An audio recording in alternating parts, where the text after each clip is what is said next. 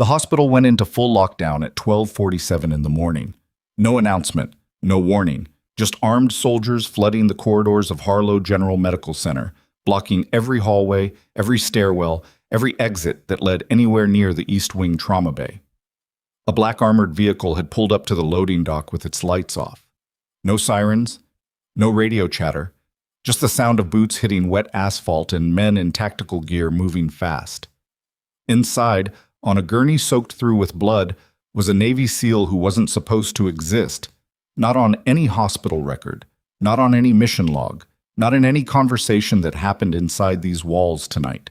His name couldn't be spoken, his file couldn't be opened, and not a single doctor or nurse on shift was authorized to touch him, until a military dog walked past every soldier in that hallway and stopped in front of her. If this story already has you holding your breath, stay with me until the end.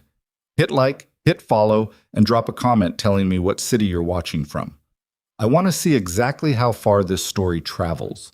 The call came through the trauma coordinator's radio at 12:31 a.m., and the wording alone was enough to make the charge nurse set down her coffee and not pick it up again. Incoming priority transfer, single patient, military classification, full restricted access protocol upon arrival, civilian staff to maintain distance until further notice. That was it. No vitals, no mechanism of injury, no name. Nora Voss, the night shift charge nurse at Harlow General Medical Center, had worked emergency trauma for 11 years. She'd received unusual transfers before. Prisoners, witnesses, the occasional high-profile case that came with a plainclothes escort and a lot of paperwork. But she had never received a call that explicitly told her own staff to stay away from the patient. She got on the intercom and pulled the 2 trauma surgeons currently on shift. She confirmed the East Wing bay was cleared and prepped. She redirected 2 other incoming patients to Bay 3 without explanation. Then she walked to the window at the end of the corridor and watched the black vehicle pull in below. 4 soldiers out first, then 2 more from the other side. They moved like people who had rehearsed this in the dark, which she suspected they had. A 7th man opened the rear doors and a gurney came out. And even from 3 floors up, Nora could see the blood. Too much of it, and in the wrong distribution, not pooled, spread. Like the bleeding had been happening in multiple places over a long period of time, and the pressure dressings holding things together were doing so by the thinnest possible margin. She turned from the window and found her staff already forming a cluster near the nurses' station, the way they always did when something was wrong and nobody had told them why yet. "Who's here tonight?" she asked. 3 nurses, 2 residents, a medical student who looked like he was reconsidering his career choices in real time, and Cassidy Marsh, standing slightly apart from the group with her arms crossed and her face unreadable, watching the elevator indicator above the main doors tick upward. Cassidy was 34. She'd been at Harlow General for 3 years, which made her one of the mid-tenure staff. She'd long enough to know the rhythms of the place, knew enough that some of the senior physicians still introduced her to pharmaceutical reps as though she might not be familiar with medication. She had a way of standing that was very still without being passive, a quality that most people interpreted as shyness, and that Nora, who paid attention to these things, had long suspected was something else entirely. "Marsh," Nora said, "I want you on triage observation. You don't touch, you don't approach. You assess from the doorway if they give us access at all. Copy?" "Copy," Cassidy said. The elevator opened. The soldiers came through first, and the visual was enough to make the medical student actually take a step backward. 4 men in tactical gear, weapons holstered but hands positioned with the practiced readiness of people who considered holstered a temporary state. Behind them, the gurney. Behind the gurney, 2 more soldiers, one of whom was speaking quietly into a headset with the focused expression of someone receiving information they didn't like. And then, behind all of them, on a short lead held by the last soldier through the door, a dog. It was a Belgian Malinois, the kind of animal that looked like it had been engineered specifically to make people uncomfortable. Lean, coiled, moving with the particular alertness of a working dog that was always reading the room and always finding something in it worth watching. Its vest identified it as a military working animal. Its demeanor identified it as an animal that had been in situations considerably more serious than a hospital hallway.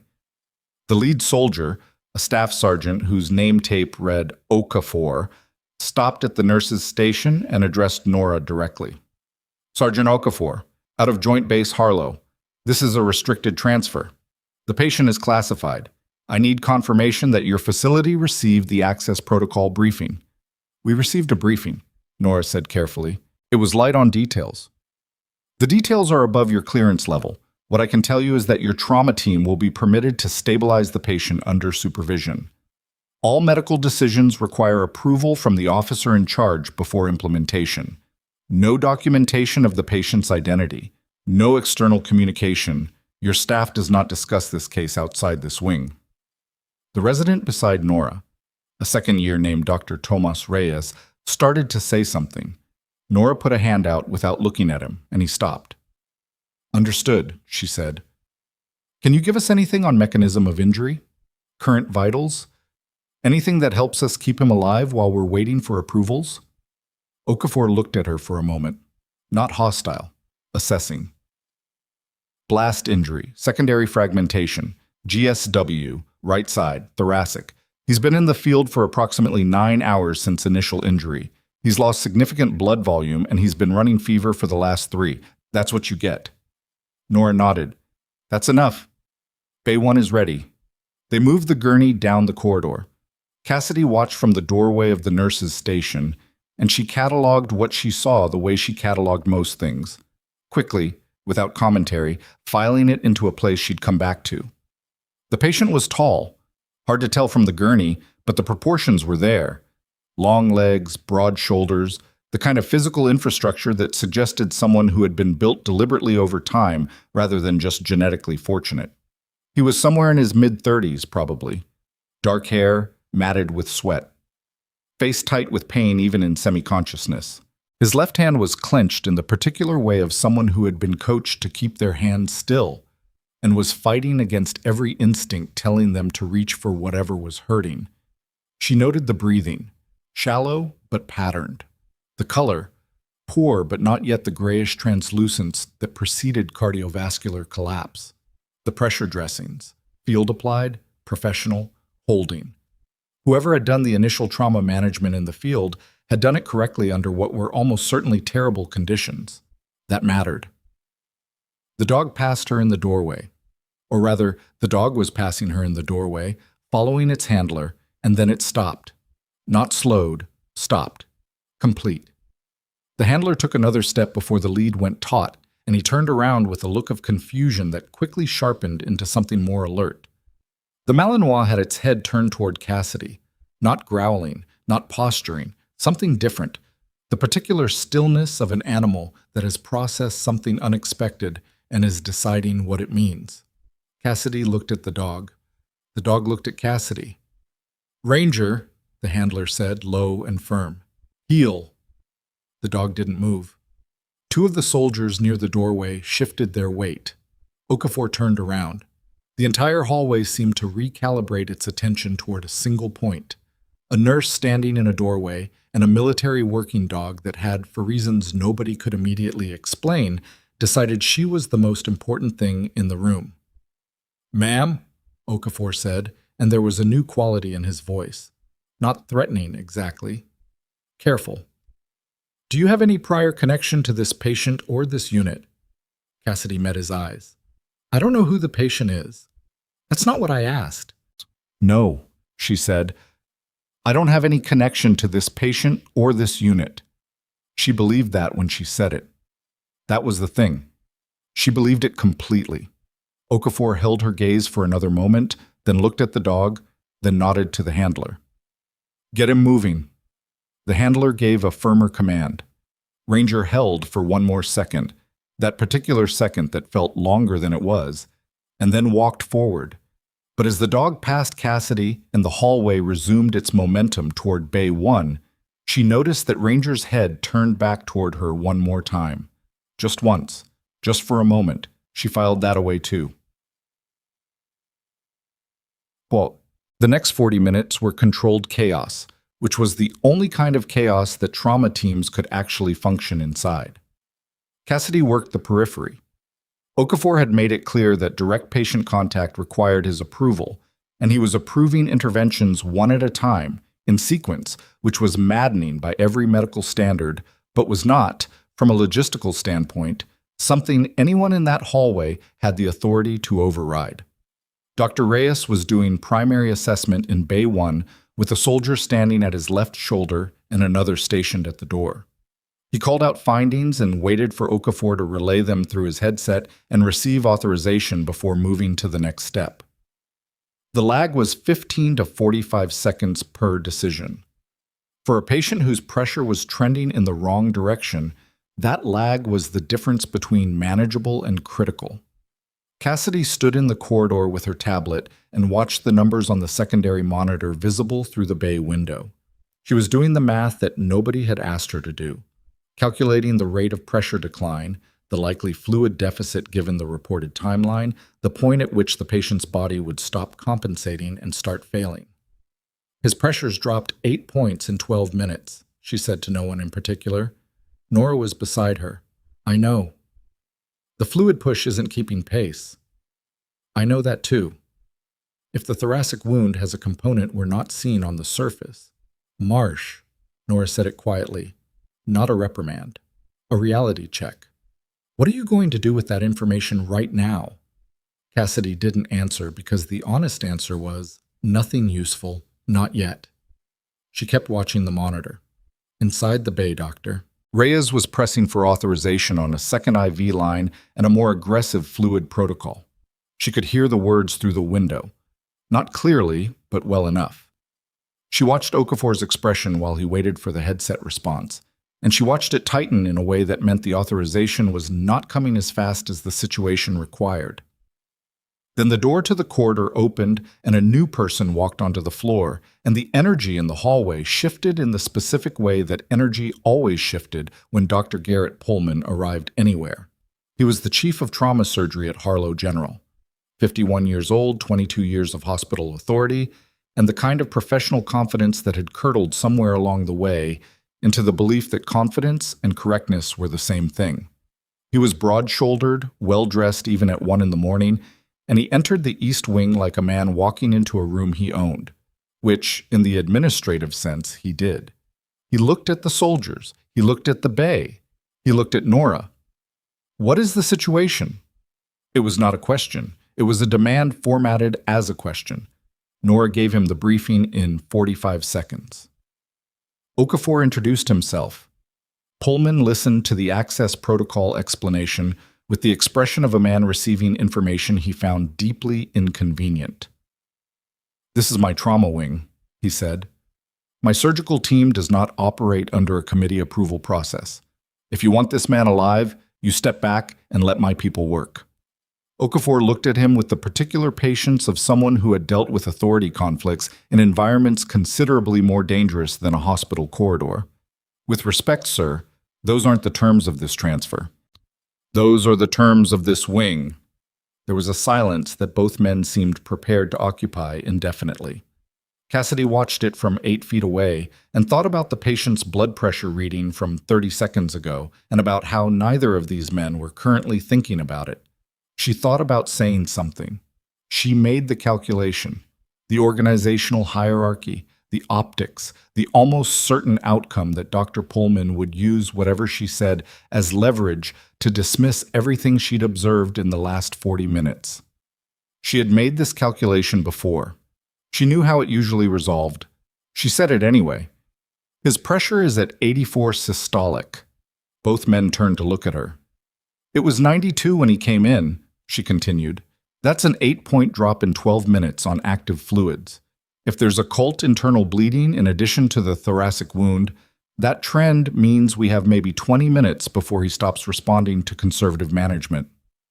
Dr. Pullman looked at her the way he always looked at her, soaked, like she had said something moderately interesting that he was nonetheless going to route through the filter of who she was before deciding how much weight to give it. Marsh. Yes. Are you a surgeon? No.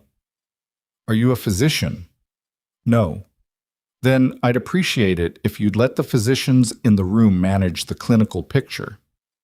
It was delivered pleasantly. That was the thing about Pullman. It was always delivered pleasantly, And the pleasantness was somehow worse than hostility would have been, because hostility at least acknowledged that the other person existed in a meaningful way. Cassidy nodded. She stepped back. She looked at the monitor. 82 systolic. Whoa. Okafor made a decision about 30 seconds later that she suspected had less to do with Pullman and more to do with whatever voice was coming through his headset.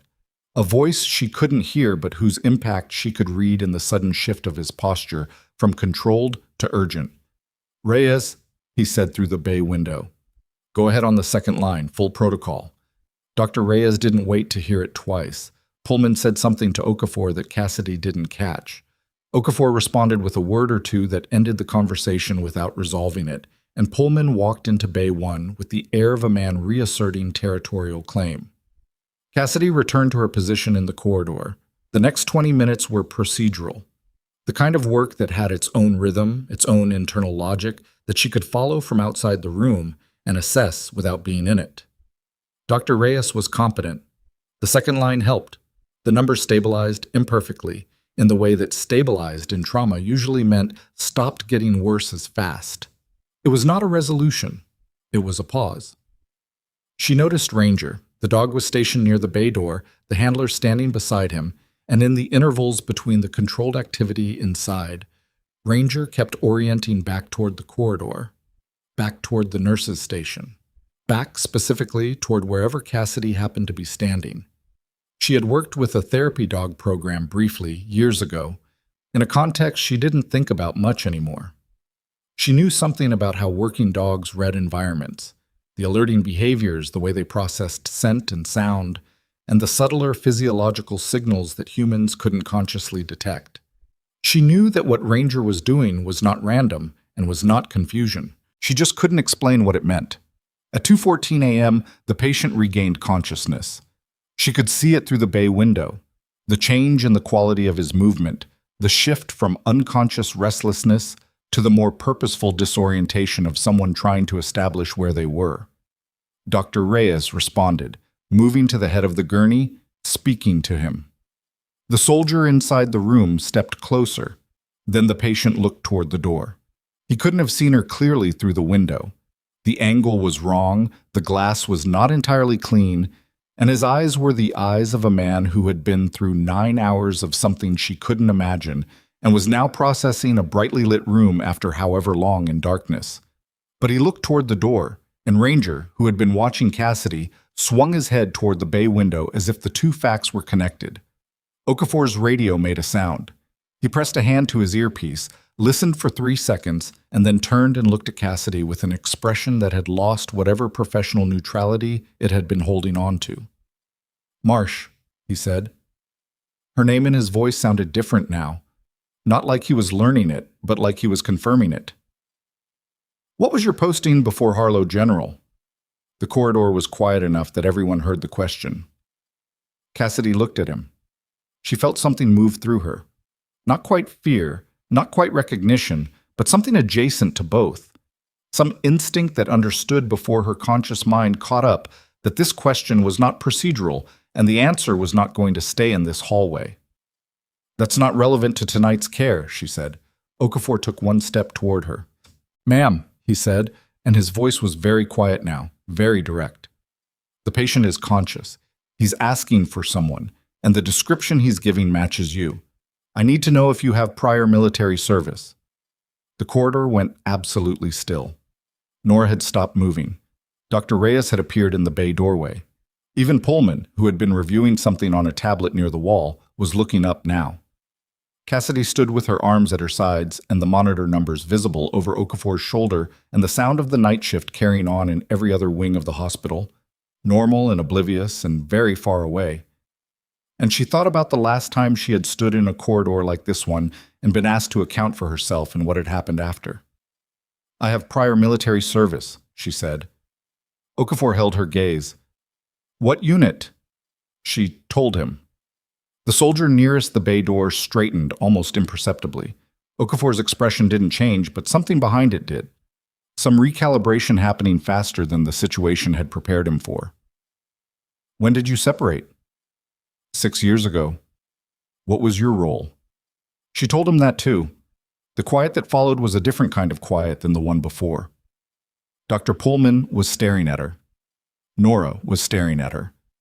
The medical student, who had been hovering near the supply cart with the expression of someone desperately wishing they were anywhere else, was staring at her.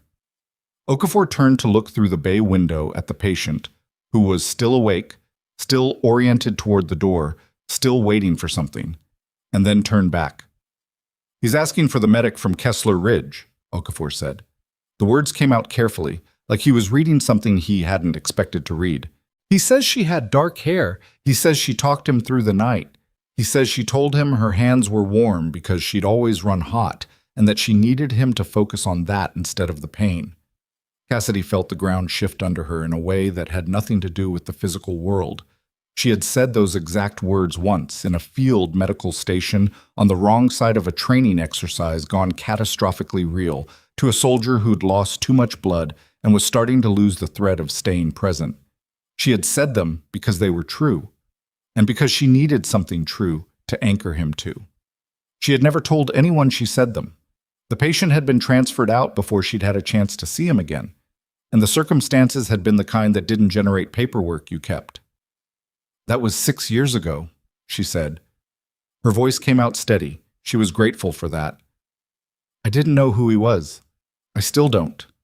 Not his name." "His name is Lieutenant Commander Darian Wolfe," Okafor said, "and he's been looking for the medic from Kessler Ridge for 4 years. From inside the bay came a sound, chick. Not loud, not dramatic, just a voice, hoarse and deliberate, pushing words out through the specific exhaustion of someone who had decided they were going to say this regardless of what their body was doing. "Is she out there?" The hallway held its breath. Cassidy looked at Okafor.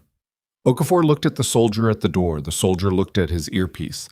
Dr. Pullman cleared his throat. "Whatever this is," he said, and his voice had that pleasant reasonableness back in it, the tone that preceded a decision he'd already made. "It doesn't change the fact that this woman is not part of the authorized care team for this patient. Any personal connection she may or may not have is irrelevant to the medical situation. And I'd like everyone to refocus on—" "Sir," Okafor said, and the single word had enough weight in it to stop Pullman mid-sentence, which was not something that happened often. Okafor turned to Cassidy. "I'm going to need you to come with me," he said. Pullman's jaw tightened. "I don't think you understand who has authority in this wing." "I understand exactly who has authority in this wing," Okafor said, without heat, without aggression, with the flat certainty of a man who had read the relevant protocols and had no anxiety about who was going to win this particular exchange. "And I'm telling you that authority does not currently supersede the classification level attached to this patient or the decisions being made by the officer in charge of his security detail." He looked at Pullman for exactly one more second. "That's me." He held the bay door open. Cassidy walked through it. She was aware of every pair of eyes in the corridor tracking her across that threshold. She was aware of Pullman's silence, which had a texture to it, compressed, recalibrating, the particular quiet of a man deciding which version of this story worked best for him. She was aware of Nora watching her with something in her expression that was not quite surprise and not quite recognition, but was somewhere between them. She walked to the gurney. Darian Wolfe looked up at her. He was pale from blood loss and running a fever, and his eyes were the particular bright and dark of someone whose body was working very hard at something, and he looked at her for a long moment with the concentrated attention of someone comparing what they remembered to what they were seeing. "It's you," he said. Not a question. "I don't know," she said. Tell me what you remember." He told her. And with every sentence, the room she had spent 6 years not thinking about came back in its details. The smell of the field station, the sound of the wind against the temporary structure, the specific quality of the dark outside, and the light inside, and the conversation she'd had with a soldier whose name she'd never gotten because the transfer orders had come through before morning. She let him talk. She watched his vitals on the monitor at the head of the gurney, cataloging what she saw with the part of her that never fully stopped doing that, and she listened with the rest of herself. And at some point she realized that her hands, which had been in her pockets, were now resting on the rail of the gurney, not touching him, just there, just present in the way that she had learned a long time ago was sometimes the most useful thing they could be. "I tried to find out who you were," he said, after I transferred out. The records were... He paused, the effort of talking pulling at him. Complicated. It was a complicated situation, she said. Why'd you leave the service? She looked at him, the direct question from someone who was currently held together by pressure dressings and fluid lines and didn't have the energy for the diplomatic version. A lot of reasons, she said. One of them was that I wanted to do this kind of work, somewhere I didn't have to wait for authorization every time someone needed help. Behind her, she heard Pullman make a sound. She didn't turn around. Darian's monitor beeped, a single, sharp sound that cut through everything else in the room. She looked at the readout. Her hand moved to the call button on the rail without her consciously deciding to reach for it. What is that? The soldier near the door asked. Cassidy looked at the numbers and at the waveform and at the color of Darian's face, which had changed in the last 40 seconds, in a way that she recognized from a context nobody in this room except her had ever been in. His rhythm is changing, she said. I need Dr. Reyes in here now. What does that mean? Okafor asked. She was already moving, already calling through the door, and the answer she gave him was the shortened version because the full version would take longer than they had. It means we're not done yet. Dr. Reyes came through the door fast, which was the right move, and he read the monitor in the first 2 seconds, which was also the right move, and then he looked at Cassidy with the expression of someone who wanted to ask a question but understood the timing was wrong. PVCs, she said, runs of 3. Started about 90 seconds ago. I see it. He was already at the medication cart. Could be electrolyte shift from the fluid push. Could be something else. His potassium was low on the initial panel. How do you know what was on the initial panel? I was watching the monitor from the corridor. He didn't have time to decide how he felt about that. The waveform jumped again. 4 consecutive abnormal beats, the pattern ugly and irregular in a way that sat in the space between manageable and not. Darian's jaw tightened. His hand gripped the rail. I can feel that, he said, which was not a complaint, just information. I know, Cassidy said. Try not to talk. I've been trying not to do a lot of things tonight. How's that working for you? Something crossed his face that might have been the shadow of a smile if the circumstances had been different. He didn't answer. Reyes pushed the correction and they waited, which was the part of medicine that nobody who didn't do it understood. The interval between the intervention and the knowing, the space where training held you upright because nothing else could. The monitor ran its waveform across the screen in real time, and everyone in the room was watching it, and nobody was saying anything, and the sound of the hospital outside the bay door continued, oblivious and ordinary. The rhythm steadied. Not perfectly. There was still irregularity in the baseline, still a quality to the signal that Cassidy didn't like and filed away for later. But the run stopped, and the rate settled into something the body could sustain, and Reyes let out a breath through his nose that wasn't quite audible, but was visible if you were watching. Okay, he said. Okay. I want a repeat panel in 30 minutes. Already ordered, Cassidy said. He looked at her again, and this time there was room for the question. You were a medic, he said. It wasn't an accusation, more like someone correcting the internal file they'd been working from. Combat medic, 6 years. Why didn't I know that? She didn't answer that one, because the answer was layered, and the layers weren't his to deal with at 2:30 in the morning while his patient was in cardiac irregularity. The honest version was that she had not told anyone at Harlow General about her service because she had come here to be a nurse, not a veteran, and the two identities did not always coexist comfortably in a civilian hospital where the people making decisions about your career had never been in a field station and didn't know what it looked like when someone did. What she said was, it didn't come up. Reyes accepted that with the pragmatism of a man who had other things to think about. Okafor was standing near the door. He had been quiet since the rhythm issue started, doing the thing that Cassidy had noticed about him early on, processing more than he showed, moving less than he was thinking. He looked at her now with an evaluation that felt different from earlier. Earlier, he'd been assessing threat. Now he was assessing something else. You called it before the alarm triggered, he said. The waveform changed before the alarm threshold, she said. You look at enough monitors, you start reading the shape before you read the numbers. Where'd you learn to do that? Kessler Ridge, mostly, then a deployment rotation, then a lot of night shifts. He nodded slowly. What made you leave?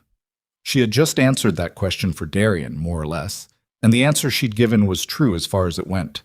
The fuller version involved a series of events that she had spent considerable energy not narrating for people, and Okafor's question, even asked with what seemed like genuine interest, was not going to get the fuller version tonight.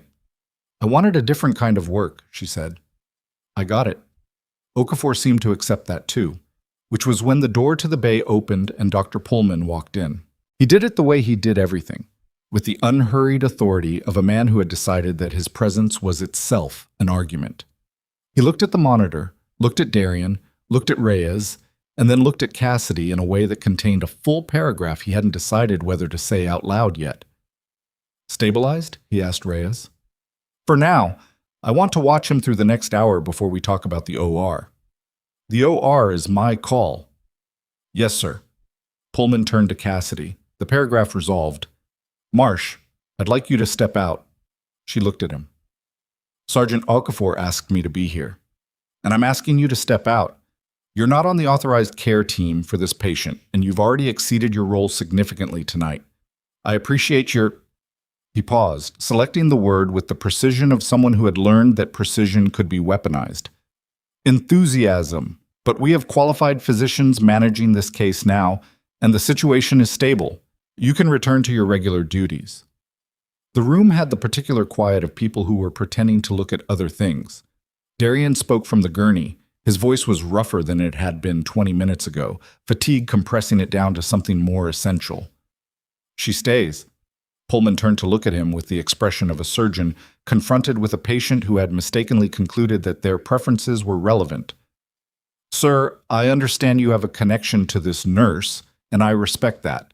But this is a medical environment, and the decisions being made here are clinical, not personal. She called the rhythm issue before your alarm did. She knew my potassium was low before you ordered the repeat panel.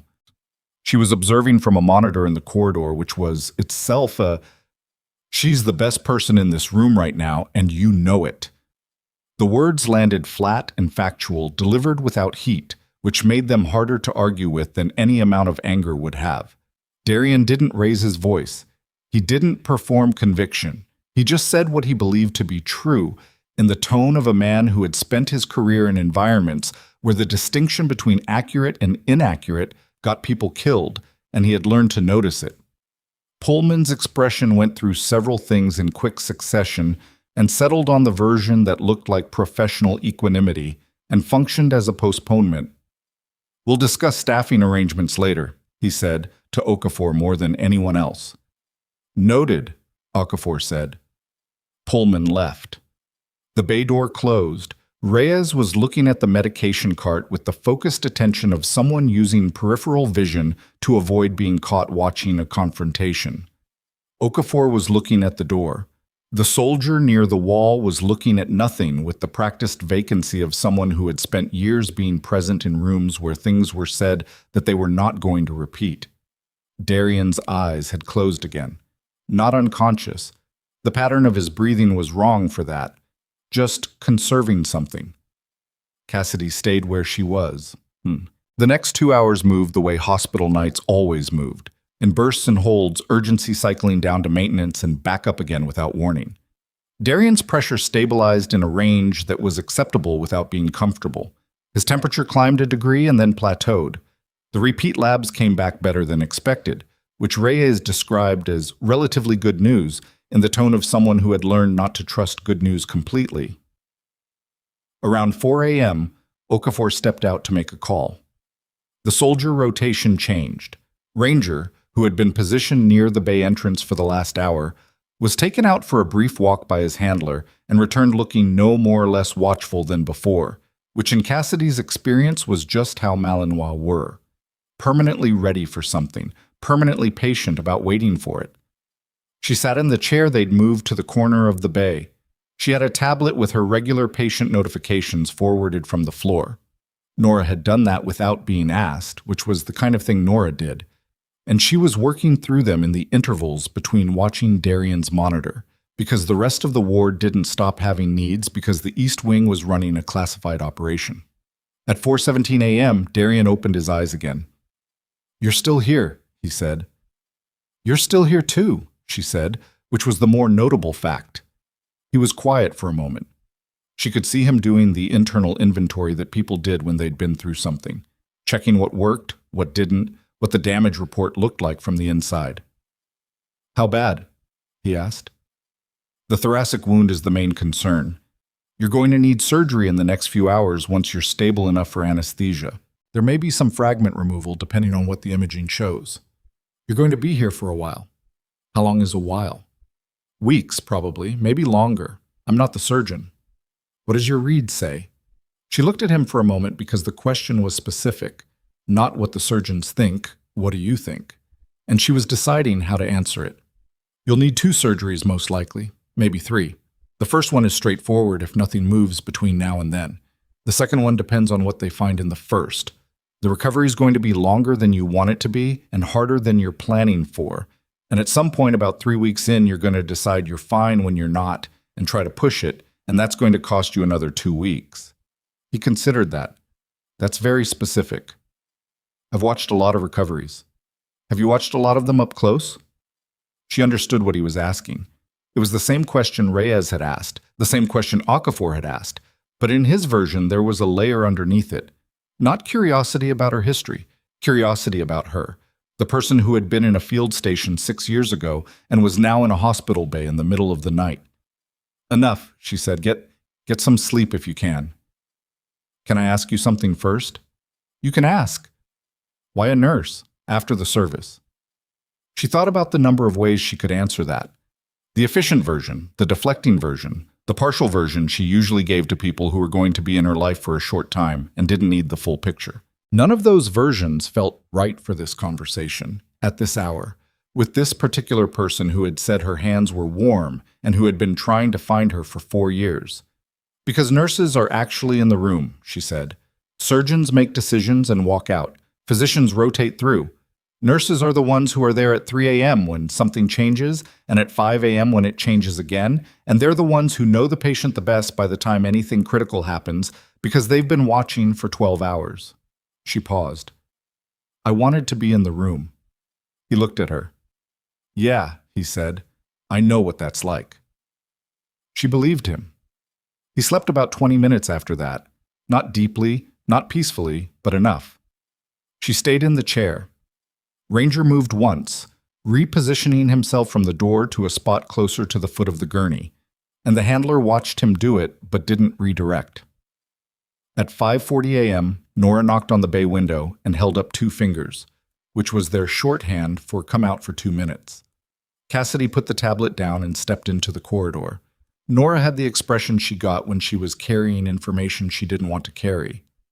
"Pullman filed a supervisory note," she said. "At 4:52 a.m., he cited you for unauthorized involvement with a restricted patient and for exceeding your nursing role during the course of a classified medical transfer." Cassidy took that in. "Okay." "He's requesting a formal review. Wants it on record that your actions tonight could constitute a breach of—" Nora made a small movement with her hand that conveyed her feelings about the documentation without requiring words. He used the phrase clinical overreach 3 times. How many times did he use the phrase "I was wrong"? Nora's expression answered that. Cassidy looked at the bay window. Darian was sleeping. The monitor was running clean. Ranger had his head on his paws and was watching the door with the patient vigilance of an animal that didn't need to be told that the night wasn't over yet. "He's going to try to keep me off the floor," she said. "He's going to try," Nora said. "He doesn't have grounds yet, but if the military backs down from authorizing your involvement, they won't." Nora looked at her carefully. "You sound very sure of that." Cassidy didn't explain why. The explanation involved Okafor's call outside and the content of the conversation she'd had with the officer on the other end of his headset. A brief, clipped exchange during which she had been asked 3 questions and given 3 answers, and the quality of the silence that followed each answer had told her what she needed to know. People who were about to remove her from a situation did not ask her questions like that. "I am," she said. Nora studied her for another moment. There's something I've been trying to work out all night, she said, and I'm going to ask it, and if you don't want to answer, I'll leave it alone. Go ahead. You've been here 3 years. I've worked beside you for 3 years, and I didn't know. She paused. Why? It was the question that was going to get asked a lot in the coming hours, and Cassidy had known it was coming since the moment she'd answered Okafor's questions in the corridor. She thought about the version she'd given Darian.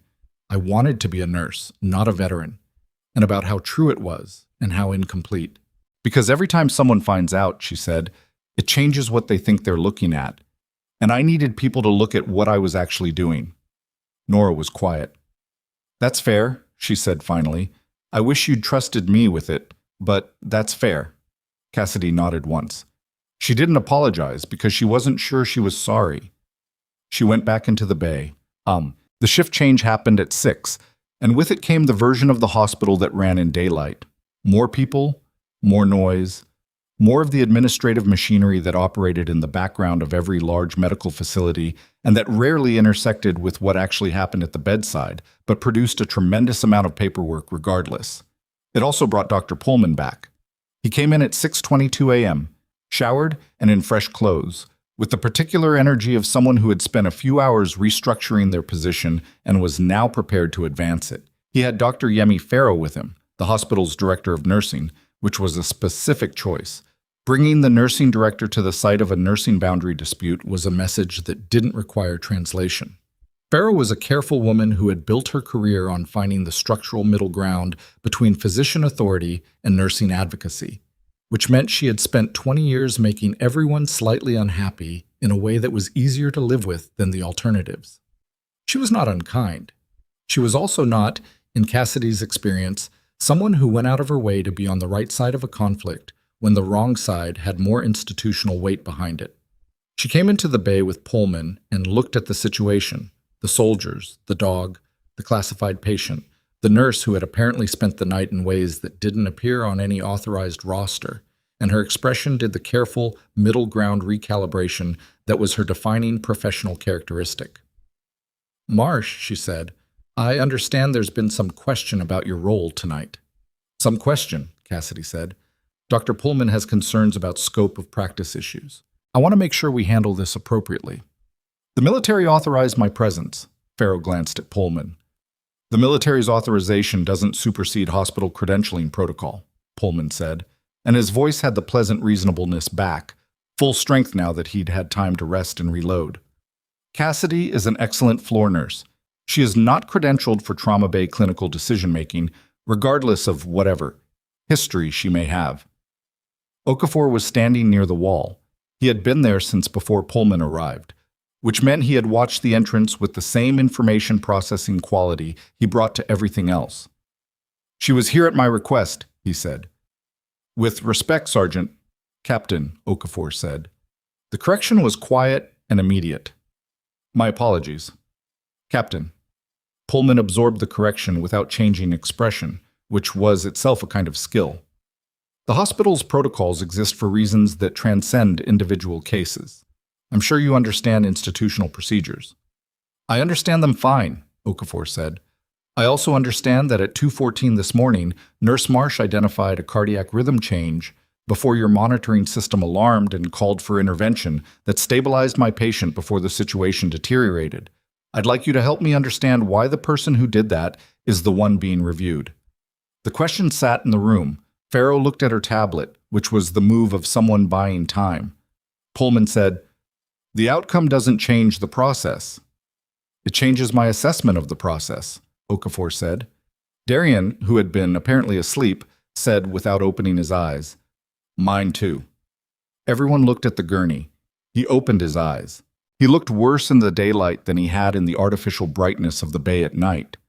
The fever color in his face more visible, the fatigue more evident, the particular gauntness of significant blood loss less forgiving under natural light.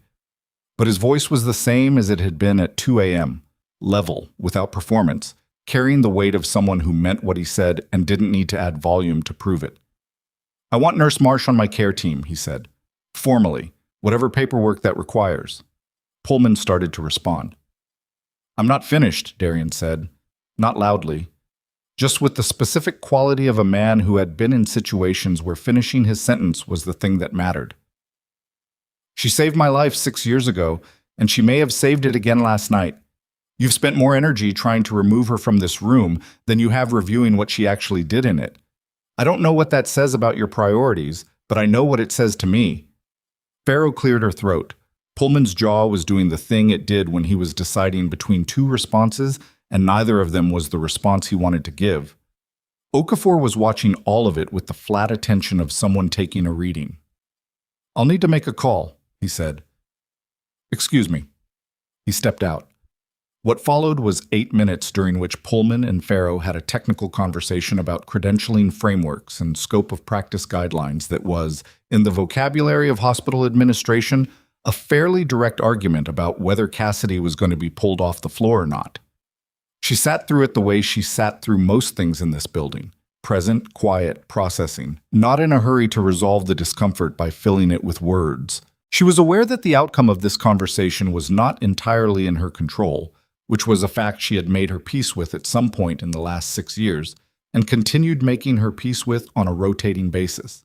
She was also aware that Okafor had stepped out to make a call, and that the person on the other end of that call was not going to be indifferent to the conversation happening in Bay 1. He came back in 9 minutes. He looked at Pullman. "I've spoken with the officer overseeing this transfer," he said. "Given the events of last night and the patient's explicit request, JSOC is formally requesting that Nurse Marsh be assigned to this case for the duration of the patient's stay. That request is being submitted to your hospital administration in writing within the hour." He paused. "I understand this creates some internal process questions. I've been asked to express that the relevant command would appreciate those questions being resolved quickly." The bay was very quiet. Farrow looked at Pullman. Pullman looked at the monitor. The monitor ran its clean, steady waveform across the screen, indifferent to all of it. "I'd like to review the request when it arrives," Pullman said. "Of course," Okafor said. He said it the way people said "of course" when they meant the review will conclude the way I've already told you it will conclude, and everyone in the room understood that. Pullman left first, this time without the pleasantness. Farrow followed, pausing at the door to give Cassidy a look that was part warning and part something that might have been reluctant approval, if you read it generously. Cassidy nodded. Farrow left. Okafor looked at Cassidy. "It'll be official by 9, he said. "Thank you." "Don't thank me. You earned it 6 years ago." He moved toward the door, then stopped. "One more thing. The call I just made. The officer I spoke to. He asked me to tell you something." She waited. "He said he knew Kessler Ridge. He said the medic who worked that night wasn't supposed to be there, that she'd covered a shift at the last minute for someone who was sick, and that if she hadn't, the outcome would have been different." He looked at her steadily. He said he'd been wondering for years whether she knew that. Cassidy felt something move through her that she didn't have a clean name for. The thing about the shift, she did know that. She had covered for a colleague named Rivera who'd had a stomach bug, and she had shown up at Kessler Ridge 2 hours late and in someone else's assignment and found a training accident that had gone the kind of wrong that didn't announce itself until it was already serious. She had never thought of it as fate or coincidence or any of the words people used for things like that. She had thought of it as showing up and showing up again and doing the thing in front of her with what she had. "Tell him yes," she said. "Tell him I knew." Okafor nodded and stepped out. She turned back to the bay. Darian was watching her. "What was that?" he asked. "Paperwork," she said. "Rest." He didn't look like he believed her, but he was too tired to argue, which she suspected was going to be a recurring pattern in his recovery, and one she was going to have to develop a strategy for. She sat back down in the chair. The monitor ran steady. Ranger lifted his head, looked at her, and put it back down. At 8:49 a.m., Darian's temperature spiked to 103.7. It happened fast, faster than the gradual climb of the previous hours. A sudden jump that was a different category of information from everything that had come before. Cassidy was out of the chair and at the monitor before the secondary alarm triggered, and what she saw there sent a specific kind of cold clarity through her, The kind that had nothing to do with fear and everything to do with the next 60 seconds being the thing that mattered. "I need Reyes in here," she called to the soldier at the door. "Right now, not in 5 minutes." She was already reaching for the call line. "What's happening?" Darian said. His voice was different, rougher, compressed, the voice of someone whose body had just shifted from one state to another in a way they could feel. She told him the truth, quickly and without softening it, because he was the kind of person who made better use of accurate information than he made of reassurance. The fever spike and this rhythm pattern together means there may be an infection establishing somewhere the imaging didn't catch. It's not uncommon with blast injuries. Fragment debris can carry contamination deep. We need to find it before it spreads. "How long do we have?" She looked at the numbers and told him the honest version. He closed his eyes. "Okay," he said. "Tell me what you need me to do." "Right now? Breathe. Stay present. Don't let go of the rail." "I can do that." "I know you can." Reyes came through the door at a controlled jog. He took one look at the monitor, one look at Cassidy, and said, "Walk me through it." She did, in the precise and efficient shorthand of two people who had been working the same case through the same night and had developed, without discussing it, a shared vocabulary for what they were seeing. It wasn't friendship, it wasn't hierarchy. It was something more functional than either, two people who had stopped measuring their distance and started measuring the problem. Reyes ordered the imaging. He called upstairs. He started the antibiotic escalation protocol with the confidence of someone who had been awake for a very long time and was running on the part of competence that doesn't require rest to maintain. The next 40 minutes were going to tell them what they were dealing with. Cassidy stood at the monitor and watched the numbers. And in the background, behind everything she was doing and tracking and calculating, she was also aware of the sound the hospital made at this hour. The full-day shift in motion, the whole machinery of the place running at capacity. And somewhere in it, Dr. Pullman reviewing a formal military request that had arrived in writing at 9:03 a.m., and that was going to require him to either accept or escalate.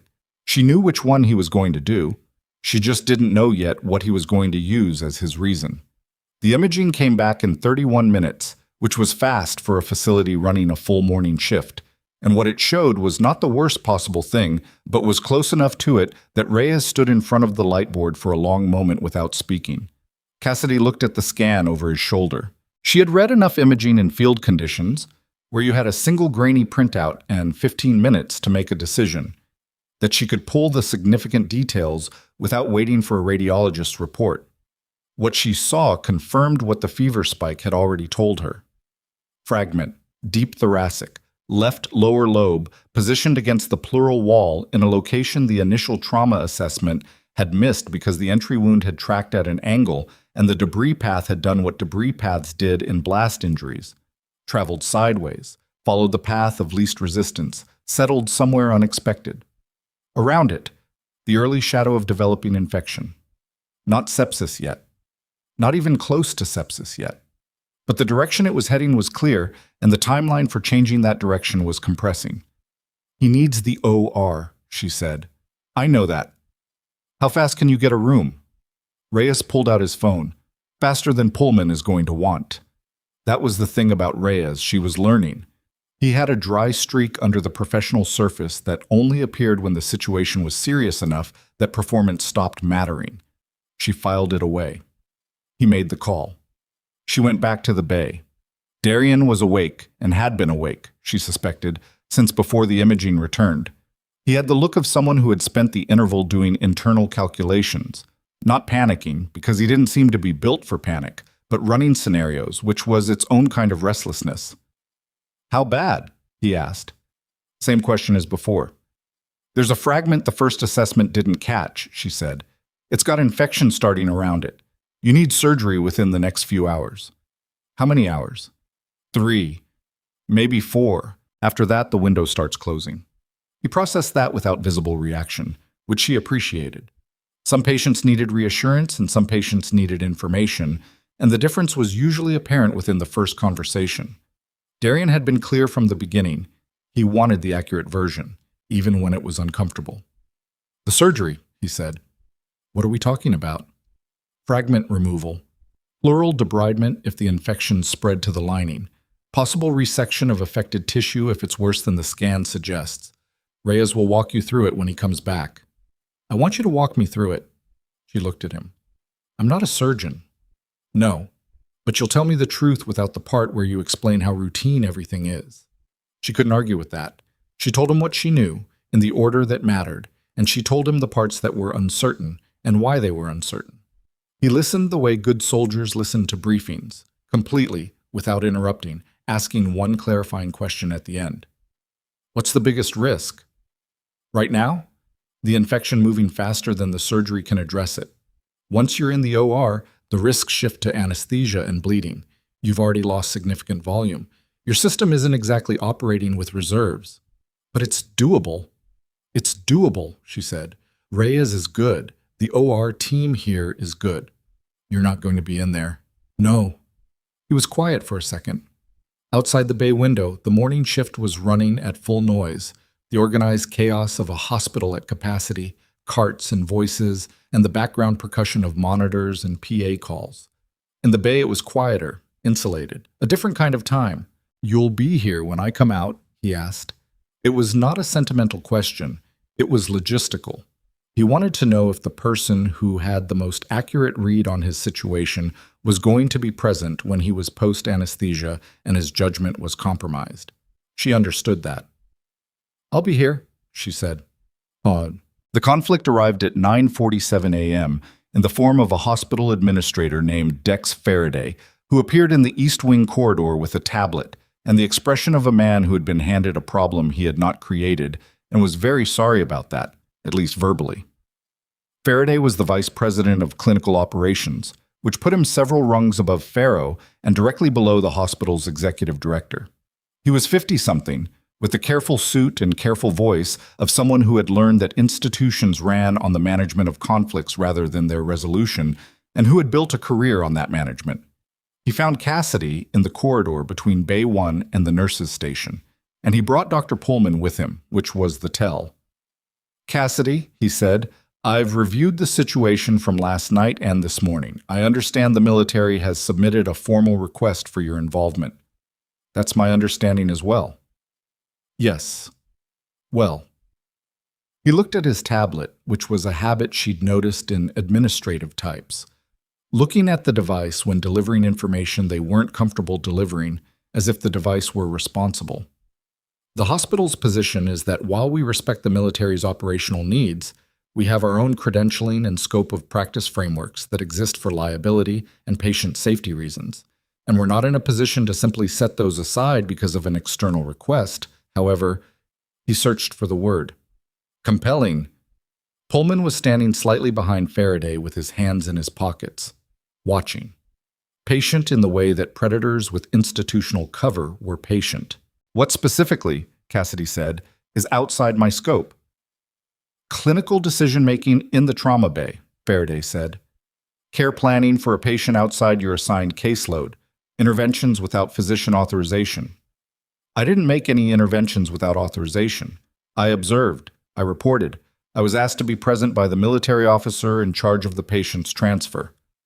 The cardiac rhythm identification. I called out a monitor reading and asked for a physician. That's exactly what nursing protocol requires. Faraday looked at Pullman. Pullman said, the manner in which he was operating in that bay constituted primary clinical involvement, not supportive nursing presence. I was sitting in a chair, Cassidy said. You were driving the clinical picture, Pullman said, and the pleasantness was gone now, stripped away by whatever conversation he'd had with Faraday before coming down here. This was the unmediated version. Every observation you made, every comment, every piece of information you fed to Reyes, you were functioning as the clinical lead in that room, and everyone in it knew it, including you. That's not nursing. That's practicing medicine without a license. The words landed the way they were meant to land, as a line drawn, a legal framework invoked, a threat inside professional language. Cassidy felt the familiar cold clarity settle. Not anger.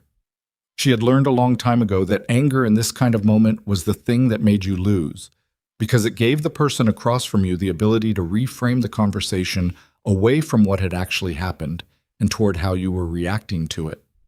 I want to make sure I'm understanding you correctly, she said. Last night, a classified patient arrived in critical condition. I was authorized by the military officer in charge to be present. I observed. I communicated clinical information. I called for a physician when the situation changed. The patient stabilized. And now you're telling me that the problem is how I was sitting in the room. Faraday started to say something. Let me finish, she said without raising her voice, because I want to understand what the alternative looks like. If I had not been in that room and the rhythm change had progressed to VTAC before the alarm triggered, what's the outcome? If I had not communicated what I was seeing on the monitor and the potassium correction had come 15 minutes later, what's the outcome? I want to know what version of last night looks better from where you're standing, because from where I'm standing, it's not obvious.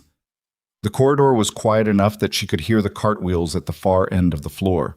Faraday looked at Pullman. Pullman looked at Cassidy and said, "You're being suspended from the East Wing pending review." She had expected it.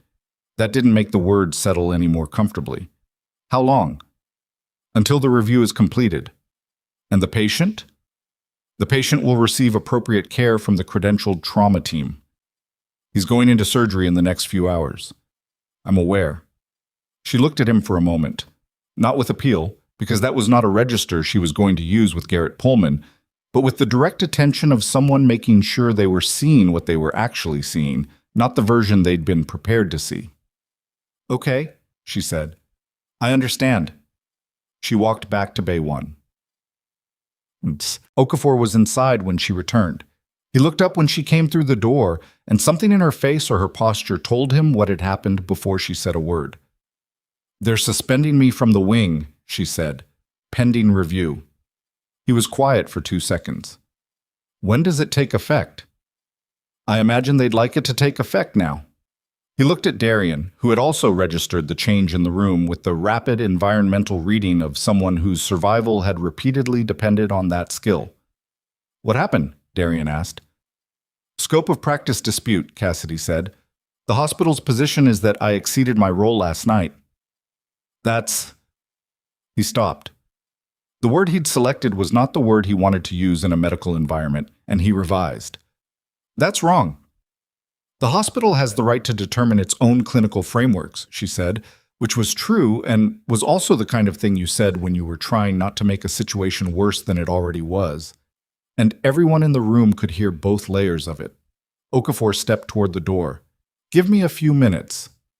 Captain, Cassidy said, I don't want you to... I know what you want, he said, not unkindly. Give me a few minutes. He stepped out. She sat down in the chair. The monitor ran steady. Darian was looking at her with the focused attention he brought to everything, and she could see him doing the recalibration, adding this information to the picture he'd been building since last night, updating his read on the situation. How long have you been dealing with this? He asked. Which part? The part where you're the most competent person in the room, and the room can't figure out what to do with that. The question landed differently than she expected. Not because it was flattering, she was skeptical of flattery on principle, but because it was specific. It named the thing with the precision of someone who recognized it because they'd been in proximity to it before, or because they'd experienced the mirror version of it themselves. 3 years here, she said, longer than that in general. The service wasn't better? She thought about that honestly, which she didn't always do when the question came up. The service was better at using it, she said. It wasn't better at acknowledging it. He nodded, like that tracked with something he knew. The medic at Kessler Ridge, he said. Nobody told me her name. I asked 3 times. The official answer was that records from that period weren't accessible through the channels I was using. He paused. I think the actual answer was that someone decided the situation was easier to close if the people in it didn't find each other afterward. Cassidy considered that. She had thought similar things in the years since, in the specific way that you thought about something you couldn't confirm and had decided not to be consumed by. Maybe, she said, doesn't change what happened. No, he said, it doesn't. Ranger, from his position at the foot of the gurney, lifted his head, looked at the door. The handler, who had been leaning against the far wall with the practiced relaxation of someone very alert, straightened slightly. 3 seconds later, Okafor came back in. He didn't look angry. He looked like a man who had made a phone call and received a response that had given him specific, actionable information and who had decided exactly what to do with it. "The suspension is being challenged," he said, "formally, as of now." Faraday appeared in the doorway behind him, still holding the tablet, looking like he'd been walking quickly. "Captain Okafor, the hospital's internal review process is going to receive documentation from JAG within the next 2 hours, Okafor said, outlining the military's position that actions taken to remove an authorized individual from a classified patient's care team may constitute interference with an active operation, depending on how the review unfolds and what it concludes. He turned to look at Faraday directly. "I'm not telling you what to do with your process. I'm telling you what the documentation is going to say." Faraday opened his mouth, closed it. Pullman appeared behind Faraday. He took in the scene with the rapid calculation of a man who had walked into a position he hadn't fully scoped. "This is a civilian medical facility," he said. "Military jurisdiction does not extend to this facility in general," Okafor said. "Correct. But to this patient and everyone directly involved in his care, as authorized by the officer in charge, there's a reasonable argument that it does. You can take that argument up with the JAG officers when they arrive." He looked at Pullman steadily. "I'd suggest using the time between now and then to review what happened in this bay last night and ask yourself whether the documentation you filed this morning is going to look better or worse in context." The question was not aggressive. It was the kind of question that was worse than aggression, precise, well-informed, and carrying the implication that the person asking it already knew the answer. Pullman said nothing. Faraday said, "We'll need to consult with our legal team." "Of course," Okafor said. "Marsh stays on the case while you do that." It was delivered as a statement. No one in the room had the immediate institutional weight to convert it into a negotiation. Faraday and Pullman left. The bay door closed. Cassidy looked at Okafor. "JAG officers," she said, "arriving at 11. "Did you plan that before or after Faraday showed up?" "Before." He almost smiled. It didn't quite reach completion, but it was closer than anything she'd seen from him since he'd walked into Harlow General at midnight.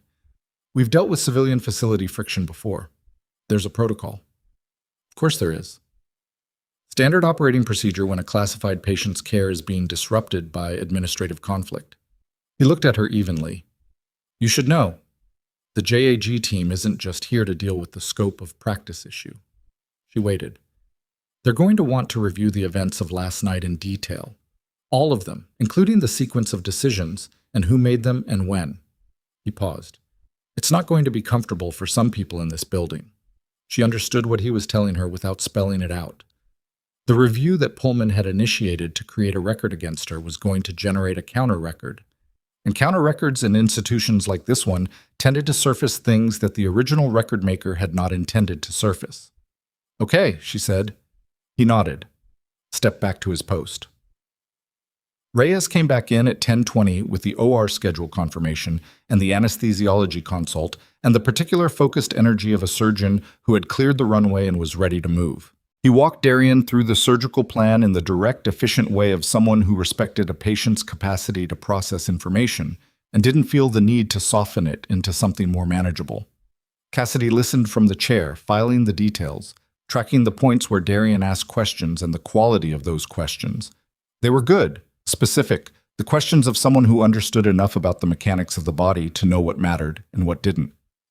At 10:44, they moved him to pre-op.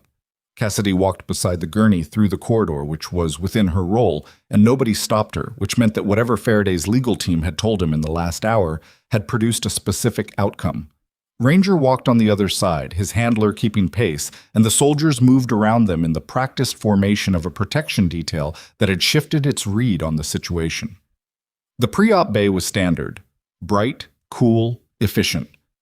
The anesthesiologist, Dr. Priya Sobin, who was one of the better ones in the building and who gave Cassidy a brief assessing look when she walked in, that asked a question Cassidy answered with a small nod, ran through her protocol with the rapid professionalism of someone who had done this 8 times today already and had not let that volume make her careless.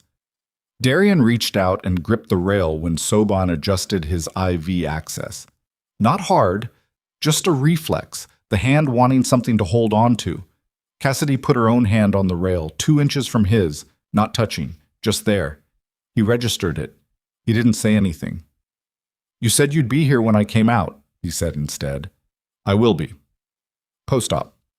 "Post-op," she confirmed. Soban was reading his chart with the focused attention of someone finding something she didn't expect. "Marsh," she said without looking up, "did you note the troponin trend in the 4 a.m. panel?" "It was borderline. I flagged it in the secondary notes." "It's moved." She turned the chart around. "Not dramatically, but enough." Cassidy looked at the number, felt the cold clarity again. Cardiac stress markers trending upward in a patient with an active thoracic infection and recent blood loss were not automatically a crisis. They were also not something you proceeded past without making sure you understood what you were looking at. "What does that mean for the surgery?" Darian asked. Soban looked at him steadily. "It means we need to talk to Reyes about timing, and we need cardiology to review before we go in." "How long does that add?" "Could be an hour, could be more." Darian's jaw tightened. It was not fear. She was certain of that by now, the way she was certain of most things about him after 16 hours of close observation. It was calculation. He was running the math on what an additional hour meant given what Cassidy had told him about the infection's trajectory. "What happens if you wait too long?" he asked Soban. Soban was honest. "The infection window and the cardiac risk create competing pressures. The longer we wait, the worse the infection risk. The faster we move, the more the cardiac stress is a factor under anesthesia. So either way, there's a risk." "Yes." "What's your read?" Soban glanced at Cassidy. It was a quick look, not deferring, just checking, the reflex of someone who had walked into a room and registered that there was more information here than the chart contained. Cassidy looked at the troponin number. She thought about the baseline from admission, the trend, the rate of change. She thought about the infection timeline and the fragment position and the fever that had spiked at 8:49 and had not fully resolved. "An hour is probably okay," she said. 2 hours is the edge of the window. Beyond that, you're managing 2 emergencies instead of 1. Soban nodded once, like she'd reached the same number independently. "Then we get cardiology on the phone right now." She stepped out to make the call. Cassidy was left with Darian in the pre-op bay, the soldiers at the perimeter, Ranger positioned at the foot of the gurney like he'd been stationed there. Darian looked at the ceiling. "You know what I keep thinking about?" he said. "What?" "That night at Kessler Ridge. You talked to me for about 4 hours. You told me about 12 different things. Rivers, architecture, food. I don't even remember all of it. Just things. Random things. You were going into shock. I needed your brain to have something to do other than feel what your body was doing." "What was the last thing you talked about before I went under?" She thought about it. She hadn't thought about Kessler Ridge in detail for a long time. But the memory was there when she went looking for it, complete in the way that certain memories were complete, not faded, but preserved, the way things got preserved when they happened at the edge of something. "I was talking about a road trip I took when I was 22, she said. "Pacific Coast Highway. I'd driven it once by myself with a broken AC and a cooler of gas station food, and I'd thought it was the best thing I'd ever done." He was quiet. "I remember that," he said. "I remember thinking, if she's talking about driving with broken AC, that means she thinks I'm going to make it. You made it." "Yeah." He was still looking at the ceiling. "Because you didn't stop talking." The pre-op bay had the specific intimacy of rooms where time compressed, where what would take months to say in ordinary life could be said in minutes, because the circumstances had stripped away the pretense that there was unlimited time for it. She had been in rooms like this before. She knew what they cost and what they gave back. "Cassidy," he said. "Yeah. If something goes wrong in there, don't. I'm not catastrophizing. I'm being practical. If something goes wrong, then I'll be the person who tells you about it when you come out." She said it steadily, with the flat certainty she used when she meant something completely and didn't want it dressed up. "Nothing's going wrong." He looked at her. "You don't know that." "No," she said. I don't. But I'm going to stand outside that OR for as long as it takes. And when they bring you out, I'm going to be the first face you see. And if there's something to deal with, we'll deal with it. Okay? A beat. Okay, he said. Sobin came back with cardiology's assessment in 40 minutes, and Reyes on the phone for the last 10 of those. They recalibrated. They adjusted the anesthesia protocol. They rebuilt the surgical plan around the new information with the pragmatic efficiency of people who had trained for exactly this kind of last-minute revision. At 12:19 p.m., they took him in. Cassidy stood in the corridor outside the OR and felt the shift that always happened when the doors closed. The transition from the part you could affect to the part you couldn't. The specific quality of waiting that had no useful action inside it and required a different kind of endurance. She had stood in corridors like this before, too. At 12:34, her phone buzzed. It was a message from Nora, sent from the nurses' station on the main floor. Pullman just called a department meeting. All clinical staff, East Wing, 1 p.m. You're the subject. She looked at the OR doors, she looked at her phone, she typed back, I'll be there. She was not going to leave this corridor before the surgery was done.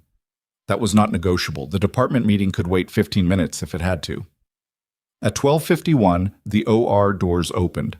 Not Reyes, not Soban, a scrub tech, moving fast, with the specific expression of someone who had been sent out with information that needed to get somewhere quickly. Marsh, the tech said, Dr. Reyes needs you. She felt her whole body orient toward the door. Why? There's a secondary bleed. It's not from the fragment site. He thinks it might be from an injury pattern that wasn't in the record. What kind of injury pattern? The tech looked at her with the helpless expression of someone repeating information outside their field. He said to ask you. He said you were at Kessler Ridge.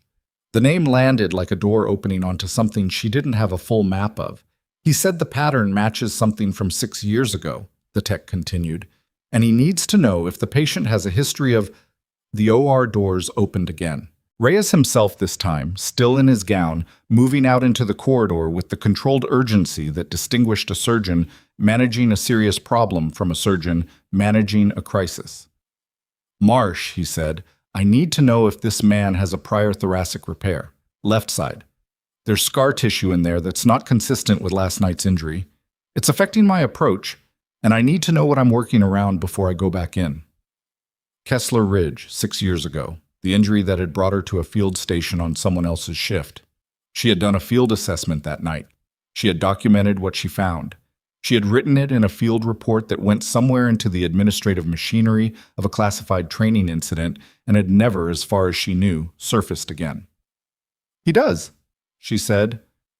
Left lower thoracic, prior repair, improperly documented because the incident it came from was classified above the attending physician's clearance level. She was already pulling up her phone. I have the field assessment notes from that night. I kept a personal copy. Reyes stared at her. You kept notes from a classified incident. I kept medical notes that I wrote, she said. They're my clinical documentation. They're not classified materials. I was a medic, not an officer, and the classification applied to the mission, not to the medical record of the individual patient. She pulled up the file. It was there. She hadn't looked at it in 4 years. It was the thing she had carried without thinking much about carrying it. A document that existed because she had learned early that medical history had a way of mattering later, in situations you couldn't predict, and that the right time to record it was when you had it, not when you needed it. She handed Reyes the phone. He read fast. His eyes moved down the screen and back up and down again, and she could see him cross-referencing what he was reading against what he was seeing on the table. The repair margin here, he said, pointing at a line in her notes. Is it lateral? Yes. The original injury tracked toward the hilum, and the repair went wide to get clean margins.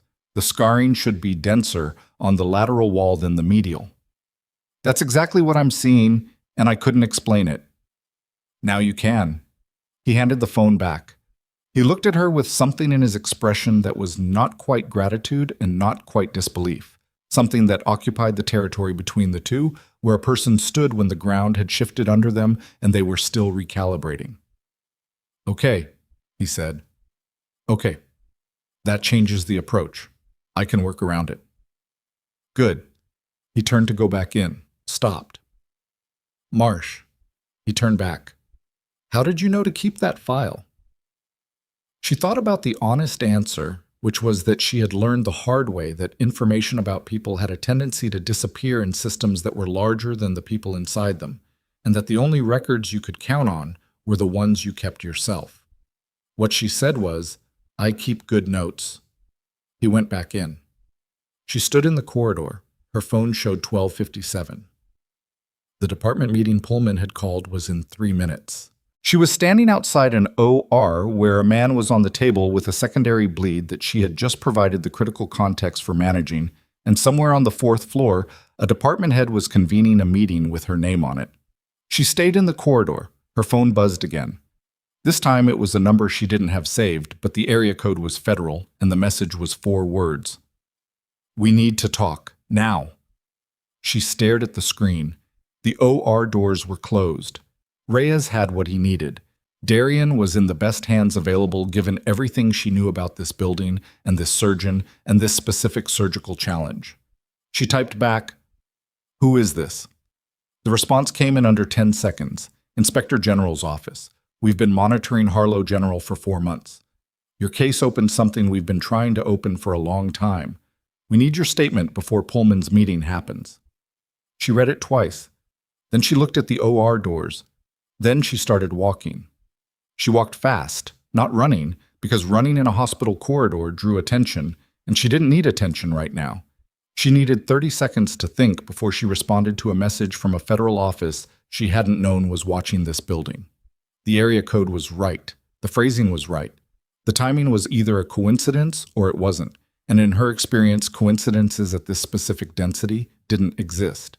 She typed back, "Where are you? 2nd floor. Conference room B. We have 15 minutes before Pullman's meeting starts." She took the stairs. Conference room B was a mid-sized room used primarily for vendor presentations and department head scheduling reviews.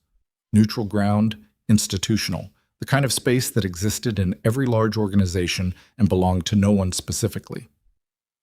When she pushed the door open, there were 2 people inside. A woman in her mid-40s with short hair and a federal badge clipped to her jacket, and a man roughly the same age with the specific posture of someone who had spent a career in rooms where the power dynamics were never obvious from the furniture arrangement. "Nurse Marsh," the woman said. "I'm Special Agent Denise Quarry, Office of Inspector General, Department of Health and Human Services. This is my colleague, Agent Brett Vaskin. Thank you for coming." Cassidy looked at them both, doing the rapid assessment she did with every new variable, reading what was being presented, reading what was behind it, not conflating the two. "You said 4 months," she said. "What have you been watching for?" Quarry gestured to the chair across from her. Cassidy sat but didn't relax into it. "Harlow General has been under investigation for a pattern of clinical risk suppression," Quarry said. "Specifically, the systematic underreporting of adverse events and near misses in the trauma surgery department. When a case is documented as a complication rather than a preventable error, it stays inside the hospital's internal review structure. It doesn't trigger external reporting requirements. What we found over the last 4 months is that this has been happening at a statistically improbable rate, and that the documentation in question has been consistently authored or reviewed by the same individual." Cassidy looked at her. She already knew the name, but she let Quarry say it. "Dr. Garrett Pullman." The room was quiet. Vaskin set a folder on the table. "The scope of practice action he filed against you this morning is the 3rd time in 8 months he's used a formal supervisory mechanism against a staff member who raised concerns about patient outcomes in his department. The previous 2 instances involved a resident who documented a post-surgical complication differently than Pullman's note and a scrub tech who reported a near miss to the charge nurse instead of routing it through Pullman's office first." "What happened to them?" Cassidy asked. "The resident transferred out voluntarily 2 months after the action. The scrub tech was let go at the end of a contract that was not renewed." Quarry paused. "We don't have direct evidence that either outcome was engineered, but the pattern is notable." Cassidy thought about Reyes. about the way he moved in the bay last night, competent and careful, and about the quality of deference he showed Pullman that was slightly off from ordinary professional hierarchy, slightly more careful than it needed to be. She thought about Nora, who had spent 3 years finding diplomatic language for situations that didn't deserve diplomacy.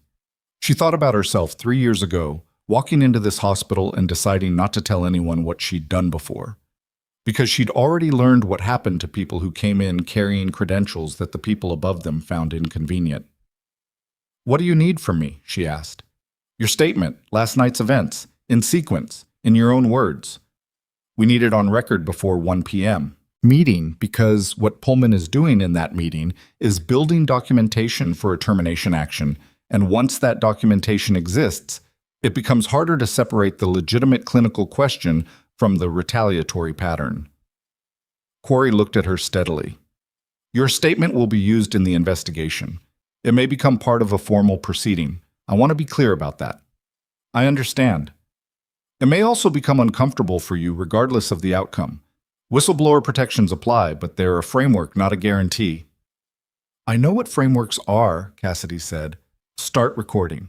Well, she gave the statement in 22 minutes, which was fast, because she had been trained to report clinical events in sequence and with precision, and that training did not go away. She told them what she had observed from the corridor. She told them what she had communicated and when. She told them about the rhythm identification, the potassium flag, the fever spike, the troponin trend, the field assessment notes. She told them about the surgical information she'd provided to Reyes 40 minutes ago that had changed the operative approach for a patient currently on the table. She told it factually, without editorializing, and she watched Quarry and Vaskin's faces as she talked and read what she saw there. They had not known about the field assessment notes.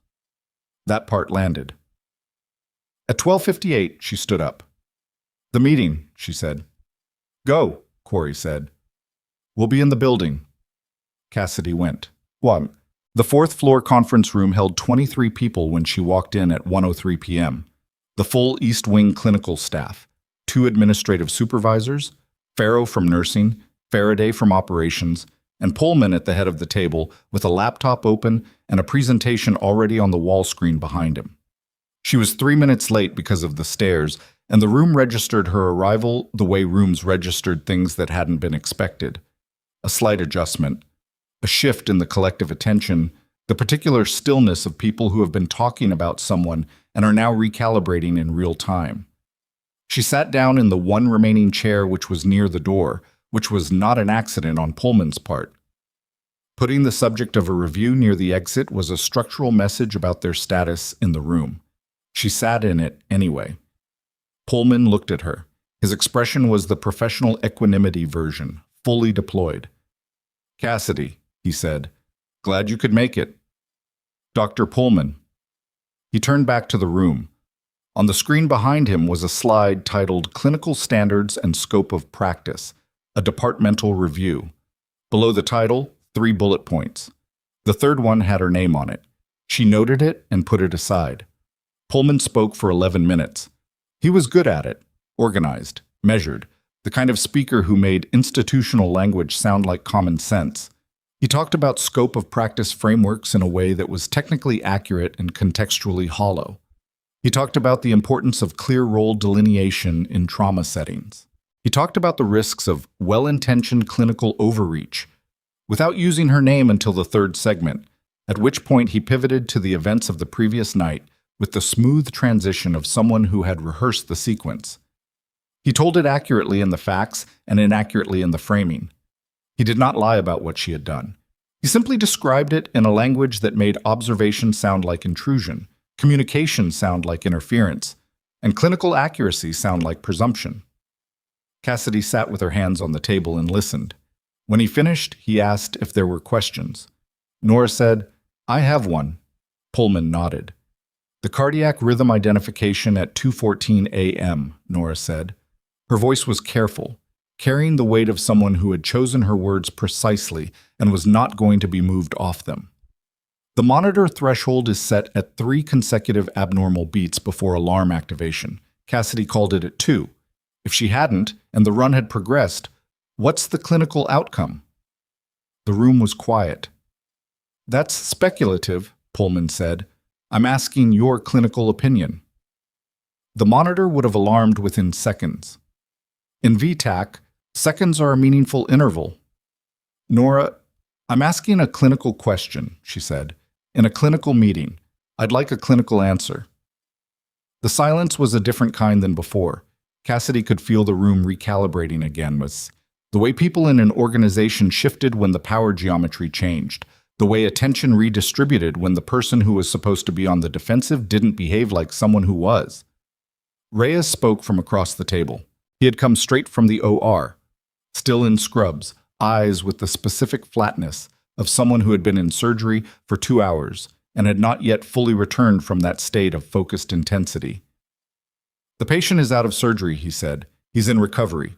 The fragment was successfully removed. Secondary bleed was controlled." He paused. "The reason the secondary bleed was controllable was because I had access to a prior medical record that accurately documented scar tissue from a previous thoracic repair. Without that record, I would have been operating without critical anatomical context. The repair margin was exactly where the notes said it was." He looked at Pullman. "Those notes were Cassidy's. She wrote them 6 years ago and kept them because she understood that medical history matters even when institutions lose track of it." The room had now crossed from silence into the particular quality of silence that preceded things changing. Pullman said, "The existence of prior documentation doesn't change the scope of practice question. With respect," Reyes said, "it changes the outcome question. The patient is alive and stable. The margin on that was not large." He looked at Pullman for a moment. "I've been in this department for 4 years. I've watched scope of practice get invoked exactly once before last night, and the resident it was invoked against transferred out 2 months later. I've been thinking about that since 4 a.m. Something moved across Pullman's face, a very brief thing, quickly managed. "That's a separate matter." "Is it?" Reyes said. The door to the conference room opened. Quarry and Vaskin walked in. Quarry clipped her badge to her lapel where the room could see it and scanned the table with the practiced efficiency of someone assessing a room's relevant occupants in under 5 seconds. "I apologize for the interruption," she said, in a tone that did not sound apologetic. "Dr. Garrett Pullman?" Pullman had gone very still. "I'm Special Agent Quarry, Office of Inspector General. This is Agent Vaskin. We're here in connection with an ongoing investigation into clinical documentation practices at this facility. Dr. Pullman, we'd like to speak with you privately, following this meeting or sooner, at your preference." She looked at him with the flat professional attention of someone for whom this was Tuesday. "We'd also like access to the supervisory actions filed in the last 12 months from your department, including the action filed this morning. Your legal representative is welcome to be present." The conference room held 23 people, and none of them were moving. Faraday, who was sitting 3 seats from Pullman, had his tablet face down on the table and was looking at it. Pullman said, "I'll need to contact the hospital's legal team." "Of course," Quarry said. "We'll be on the 4th floor." She glanced around the room once, briefly. "Please continue." She and Vaskin left. The door closed. The silence that followed was the kind that had specific content. Everyone in that room was now processing the same information and arriving at different versions of what it meant for them personally, and the individual calculations were almost audible. Pullman closed his laptop, not urgently, carefully, with the self-control of a man who understood that how he handled the next 3 minutes was going to be more revealing than anything he said. "We'll table the departmental items for now," he said. "I'll send a follow-up communication." He stood up. He walked to the door. He did not look at Cassidy. She watched him leave with the same quality of attention she brought to monitoring, reading not what was being performed, but what was underneath it. What she saw was a man who had spent a career building a particular structure and who now understood that the structure had been load-bearing in ways he had not fully accounted for, and that some of those loads were now in motion. The room broke apart slowly, the way rooms did after something significant had happened without a clean conclusion. People leaving in 2s and 3s, the quiet conversations that started before the door was fully shut, the particular body language of an institution shifting its internal alignments. Nora walked past Cassidy on her way out and put a hand on her shoulder. 1 second. Not a speech.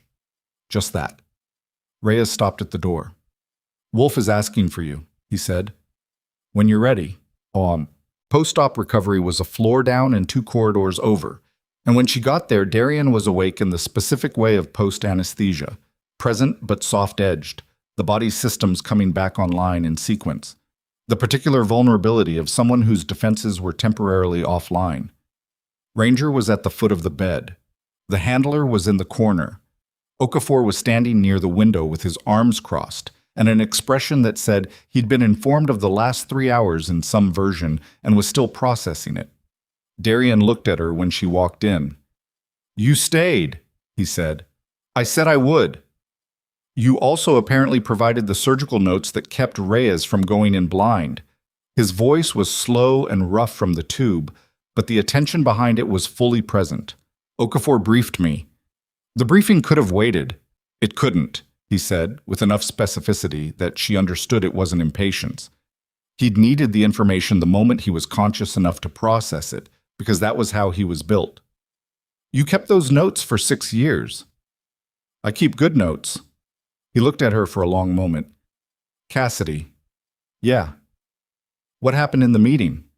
She gave him the summary. Quarry, Vaskin, the investigation, the moment the room shifted. She gave it without drama, because the facts had enough weight without it. He listened without interrupting. "Pullman," he said when she finished. "Yes." "How long has it been happening?" "Long enough that 2 other people paid for it before anyone could document the pattern."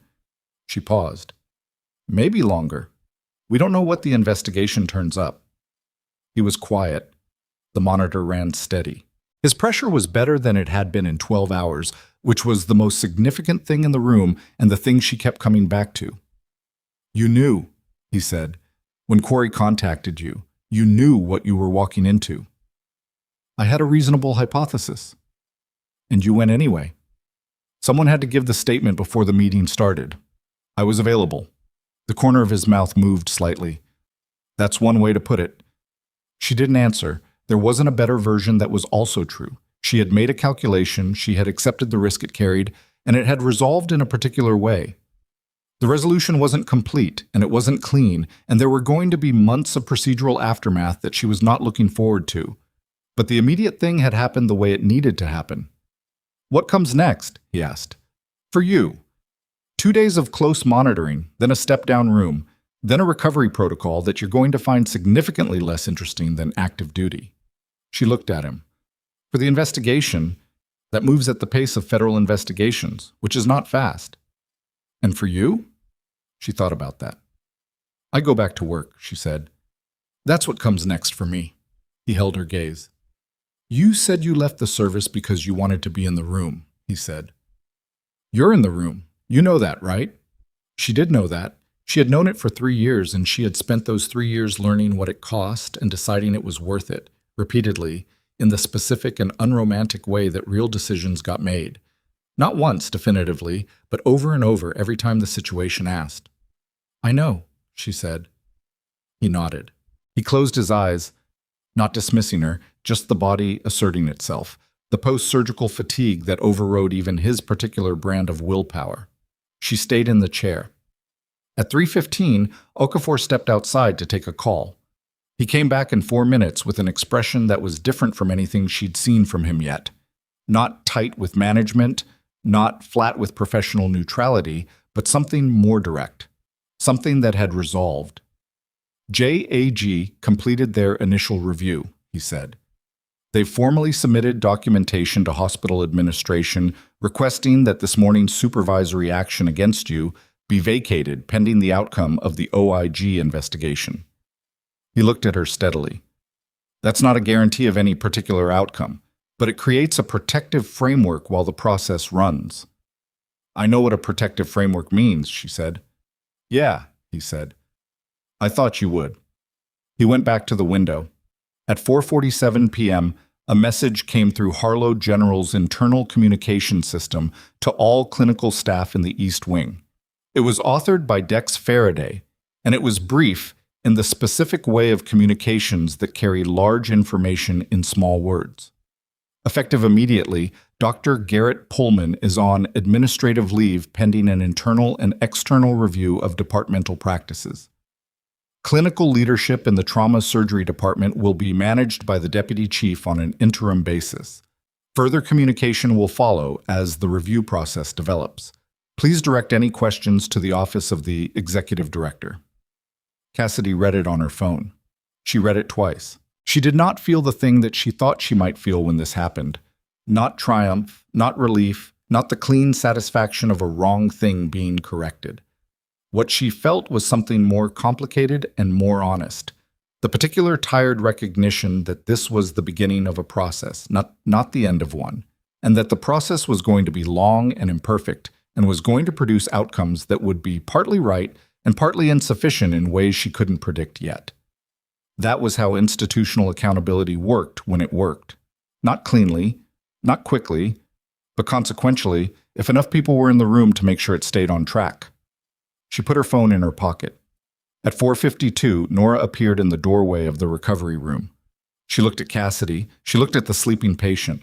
She looked at the dog at the foot of the bed, still present, still watchful, still doing the thing he did that nobody had found an adequate explanation for. "There's something you need to see," she said. Her voice had a quality that Cassidy had not heard from her before.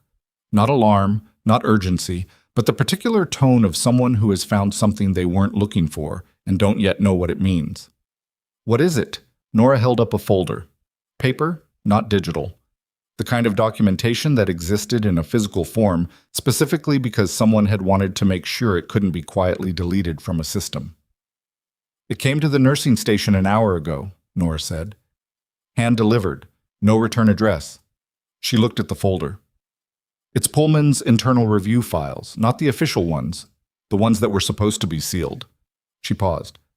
"Cassidy, there are 17 cases in here, going back 6 years, and one of them is flagged with a patient transfer record from a military training facility." The room was very still. "Kessler Ridge," Cassidy said. Nora looked at her. "How did you know that?" Cassidy stood up. She took the folder from Nora's hands and stood in the doorway of the recovery room with the afternoon light coming through the window at the far end of the corridor, and she opened it. 17 cases. Nora was right about the number. Tabbed, dated, each one a patient file reduced to internal summary notation, the language of a system describing itself to itself. Institutional shorthand that required translation to mean anything to someone outside the administrative machinery.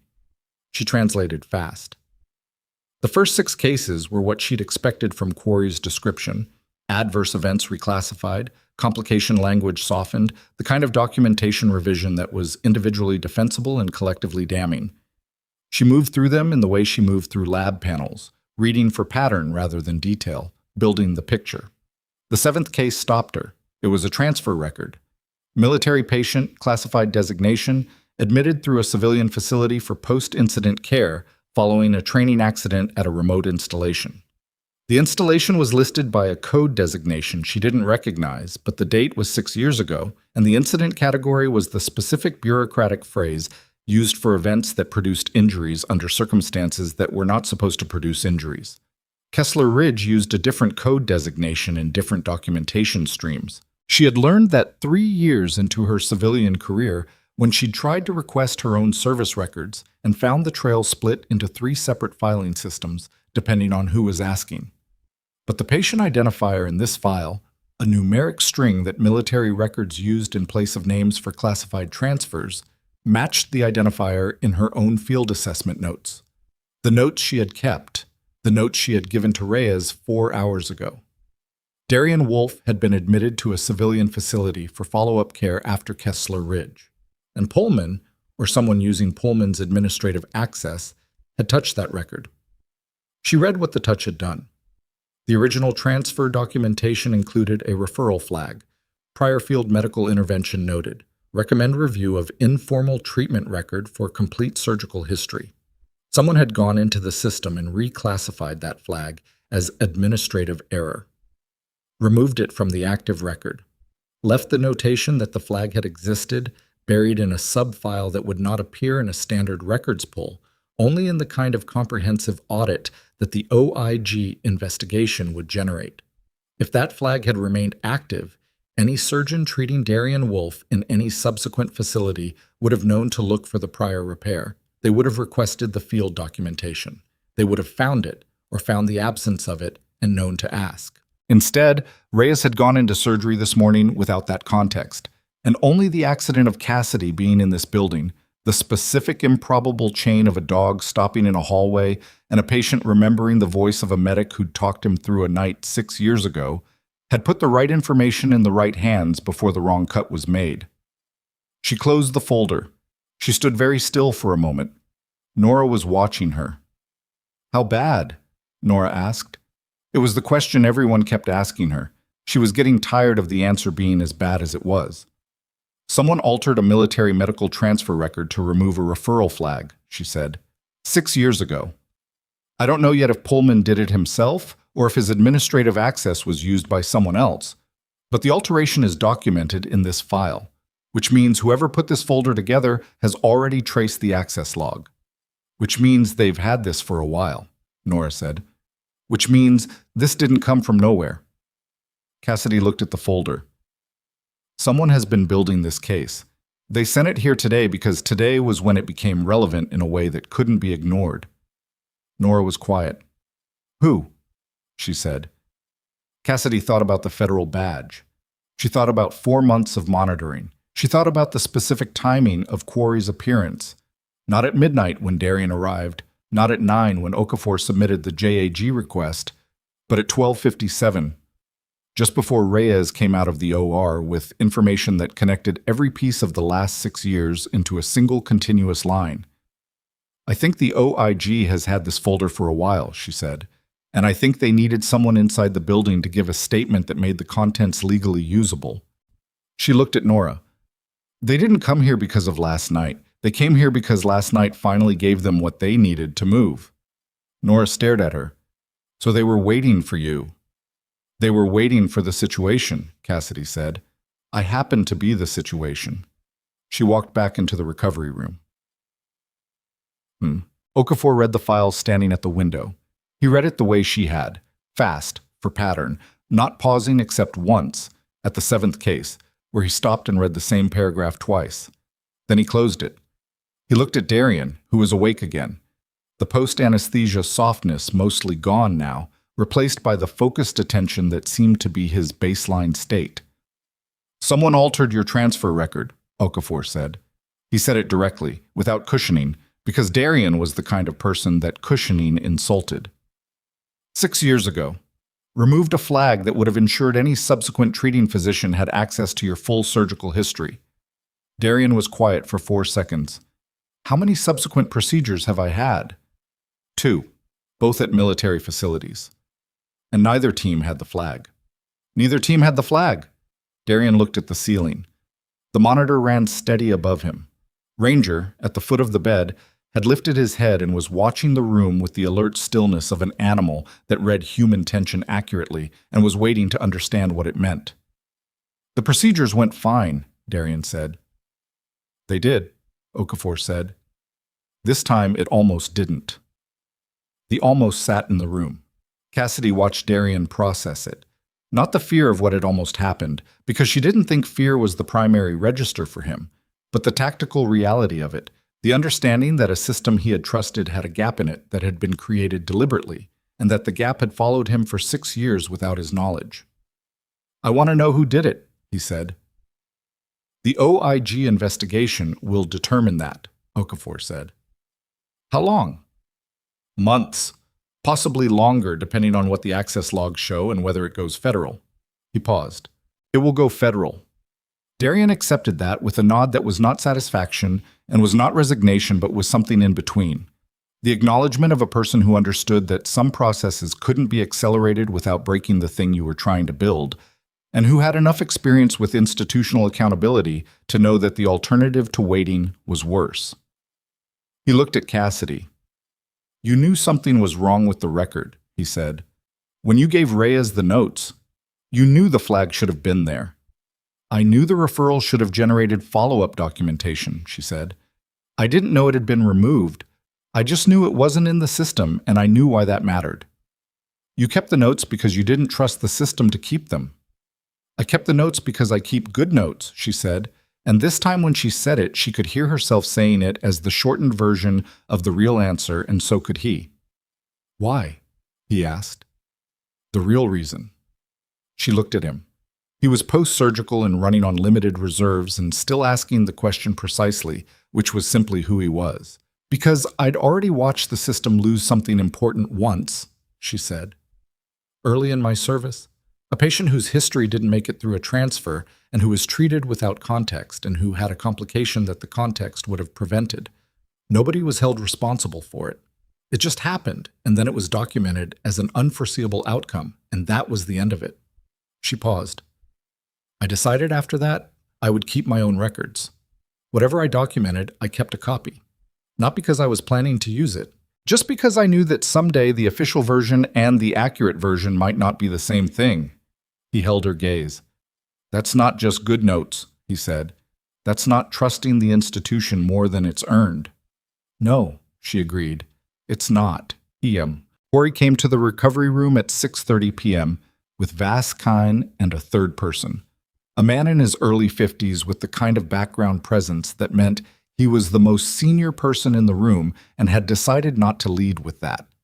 He was introduced as Deputy Inspector Harlan Metz, and he shook Cassidy's hand with the brief, assessing grip of someone who had already read everything there was to read and was now comparing the file to the person. We've reviewed the folder, Corey said. We were aware of its existence. We did not send it. Cassidy looked at her. Then who did? We believe it came from inside the hospital, someone with access to Pullman's sealed administrative files who decided the timing was right. Corey's expression was controlled in the way of someone who had an opinion about vigilante evidence delivery and had elected not to share it in this room. It doesn't change the legal framework for the investigation. The access logs we've pulled independently corroborate everything in that folder. But I wanted you to know we weren't running a more complicated operation than what I told you this morning. I believe you, Cassidy said. Because she did. Metz spoke for the first time. His voice was even and unhurried.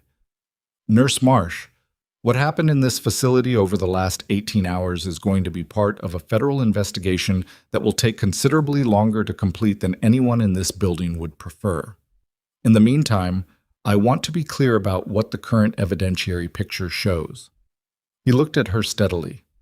The supervisory action filed against you this morning has no sustainable basis. The OIG will be formally communicating that to Harlow General's executive director before the end of the business day. The JAG documentation from Captain Okafor's command is already on file. Your position here is not in jeopardy. She nodded. And Pullman? She asked. Administrative leave is the current status. The access log review will determine whether the record alteration rises to criminal conduct. If it does, the relevant federal statutes apply. He paused. There are 17 cases in that folder. Yours is one narrative. The other 16 are patients who didn't have someone keeping good notes. The weight of that settled in the room and stayed. She thought about the other 16. She thought about the resident who'd transferred out, the scrub tech whose contract wasn't renewed. She thought about the patients behind those cases, people who had gone into Pullman's department and come out with outcomes that were documented one way and had perhaps happened another way, and who would never fully know the difference because the record that should have told them the truth had been quietly adjusted before anyone looked. She had been lucky. Darian had been lucky. Lucky was not a system. Lucky was what you got when the right person happened to be in the right corridor at midnight with a dog that remembered something it shouldn't have been able to remember. What happens to the other 16? She asked. Corey said, the investigation will contact each patient or their family as part of the standard process. Some of those cases are old enough that the medical outcomes can't be revisited. Some can. We'll determine which is which. It was not a satisfying answer. It was an honest one, which was the only kind she had any use for. She left the room. The hallway outside was quiet in the specific way of early evening in a hospital. The full day shift done, the night shift not yet at full volume, the building briefly itself without the constant weight of its own busyness. She walked to the window at the end of the corridor and stood there and looked at the parking structure and the street beyond it, and the ordinary city continuing to be ordinary, indifferent to everything that had happened inside these walls since midnight. She was tired, the kind of tired that wasn't solved by sleep, that came from operating at high intensity for a long time and running the adrenal reserve down to something close to empty. She was aware of her own imperfection in that moment, the decisions she had made without certainty, the places where she could have been wrong and had proceeded anyway, the things she hadn't fully controlled and couldn't have controlled. She had not been perfect last night. She had been present. She had been accurate. She had done the thing that was in front of her with what she had, and the rest had been contingency and timing and a dog that had stopped in a hallway for reasons that remained, in the end, unexplained. Reyes appeared beside her. He had changed out of scrubs and looked like someone who had been awake for a very long time and had made his peace with it. "His next labs are at 8, he said, trending clean. "Good." They stood in silence for a moment. It was not uncomfortable. It was the silence of two people who had been through something together and didn't need to perform reflection about it. "I should have asked," he said. She looked at him. "About your background. When you came to this department, I should have asked." He was looking at the window, not at her. "I didn't because, I don't know. It didn't occur to me to ask a nurse, which is the problem, right?" "It's part of the problem," she said. "What's the rest of it?" She thought about that. "The rest is that even if you had asked," she said, "I probably wouldn't have told you because I'd already learned what telling people did." He nodded slowly. "That's on the institution." "It's on the institution," she agreed. "And it's on every individual inside it who made the calculation that maintaining the hierarchy was easier than questioning it." She paused. "Including me. I made the same calculation. I just made it in the other direction." He looked at her now. "Meaning you kept quiet about what you were. Meaning I decided to earn my place here on the terms the institution understood. And that worked until last night, when it stopped working and I had to decide whether to keep making that calculation or not." "What made you stop?" She thought about the folder, about the flag that had been removed from her record 6 years ago, about the resident and the scrub tech, about the 17 cases. "Someone had already paid for me making that calculation," she said. "I just didn't know it yet." Reyes was quiet. "I'm sorry," he said. It was not an elaborate apology, and it was not a performed one. It was the simple acknowledgement of a person who had arrived at a clear-eyed view of something and had decided to say it plainly. She appreciated that. "Okay," she said. At 8:15 that evening, the executive director of Harlow General Medical Center sent a facility-wide communication. It was longer than Faraday's announcement and more formal, and it did several things in sequence. It confirmed Pullman's administrative leave. It notified staff that an external investigation was underway. It stated that the supervisory action filed against Cassidy Marsh that morning had been vacated, and in the final paragraph, in language that was carefully calibrated and still somehow said what it meant, it acknowledged that the events of the previous night had exposed structural gaps in how clinical expertise was recognized and utilized across the facility, and that the executive team was committed to reviewing those gaps. It was not everything. It was a beginning, which was all institutional statements were ever capable of being. Cassidy read it in the break room while she was drinking coffee that was 4 hours old and not very good. And she read it with the particular absence of ceremony of someone who had stopped expecting the ending to feel like an ending. Nora sat down across from her. "Are you going to apply for the trauma liaison position?" Nora asked. Cassidy looked up. "What trauma liaison position?" "The one that doesn't exist yet, but is going to have to exist after this." Nora looked at her with the direct assessment of someone who had spent 3 years watching something and had now decided to say what she saw. "The investigation is going to surface a gap between clinical observation and decision authority. Someone is going to have to fill it formally, with actual credentials and institutional standing. It should be you." Cassidy thought about that. She thought about the last 3 years, the calculations, the silences, the decisions made in the space between what she knew and what she was permitted to say she knew. She thought about the chair in the corner of Bay 1 and the monitor at the end of the corridor, and the 12 hours she had spent watching a classified patient's numbers and being useful in ways that the institution's framework did not have a name for. She thought about the field station at Kessler Ridge, the cold and the dark and the sound of the wind, and a soldier who needed something true to hold on to. She had not become a nurse because she wanted recognition. She had become a nurse because she wanted to be in the room. That was still true. That would always be true. But she had also spent 3 years learning that being in the room was not enough if the room's structure made it impossible for what you knew to reach the place where it could matter. And the structure needed someone willing to change it from the inside, which meant being visible in a way she had spent 3 years avoiding, and the avoidance was no longer something she could justify. "I'll think about it," she said. Nora looked at her with the expression of a person who understood that "I'll think about it" was as close to yes as Cassidy was going to get tonight, and who was willing to take it. Well, she went back to the recovery room at 9 o'clock because that was where she had said she would be, and because she kept her word about where she would be even when it was inconvenient, and because she wanted to. Darian was awake. The room was quieter now. Okafor had stepped out. The second soldier rotation had settled into the background presence of people who had learned that this patient's environment was stable and had adjusted accordingly. Ranger was at the foot of the bed, head on his paws, eyes half open. Darian looked better. Not good. He was a man who had lost significant blood and had 2 hours of surgery in his recent past, and was running on the compressed energy of someone forcing their body to recover faster than it wanted to. But the fever was lower. The color was better. The specific brightness in his eyes that came from fighting his own physiology had eased somewhat. "How was the meeting?" he asked. "Which one?" "All of them." She sat down in the chair. The same chair from last night, relocated to this room by someone who hadn't announced they were doing it. She thought about how to summarize 8 hours of institutional machinery in motion. Pullman is on administrative leave. The investigation is open. The supervisory action against me was vacated. The folder is in federal hands. She paused. It's going to be a long process. But it started. It started. He was quiet for a moment. "The record," he said. "The flag they removed." "Yes. If you hadn't been here last night, if you hadn't kept those notes." "I was here," she said. "I kept the notes." "That's not an answer." "I know." She looked at him. "I don't think it's useful to run the counterfactual. What happened is what happened. You're here, the investigation is open, and 17 patients are going to get a review they should have gotten before now."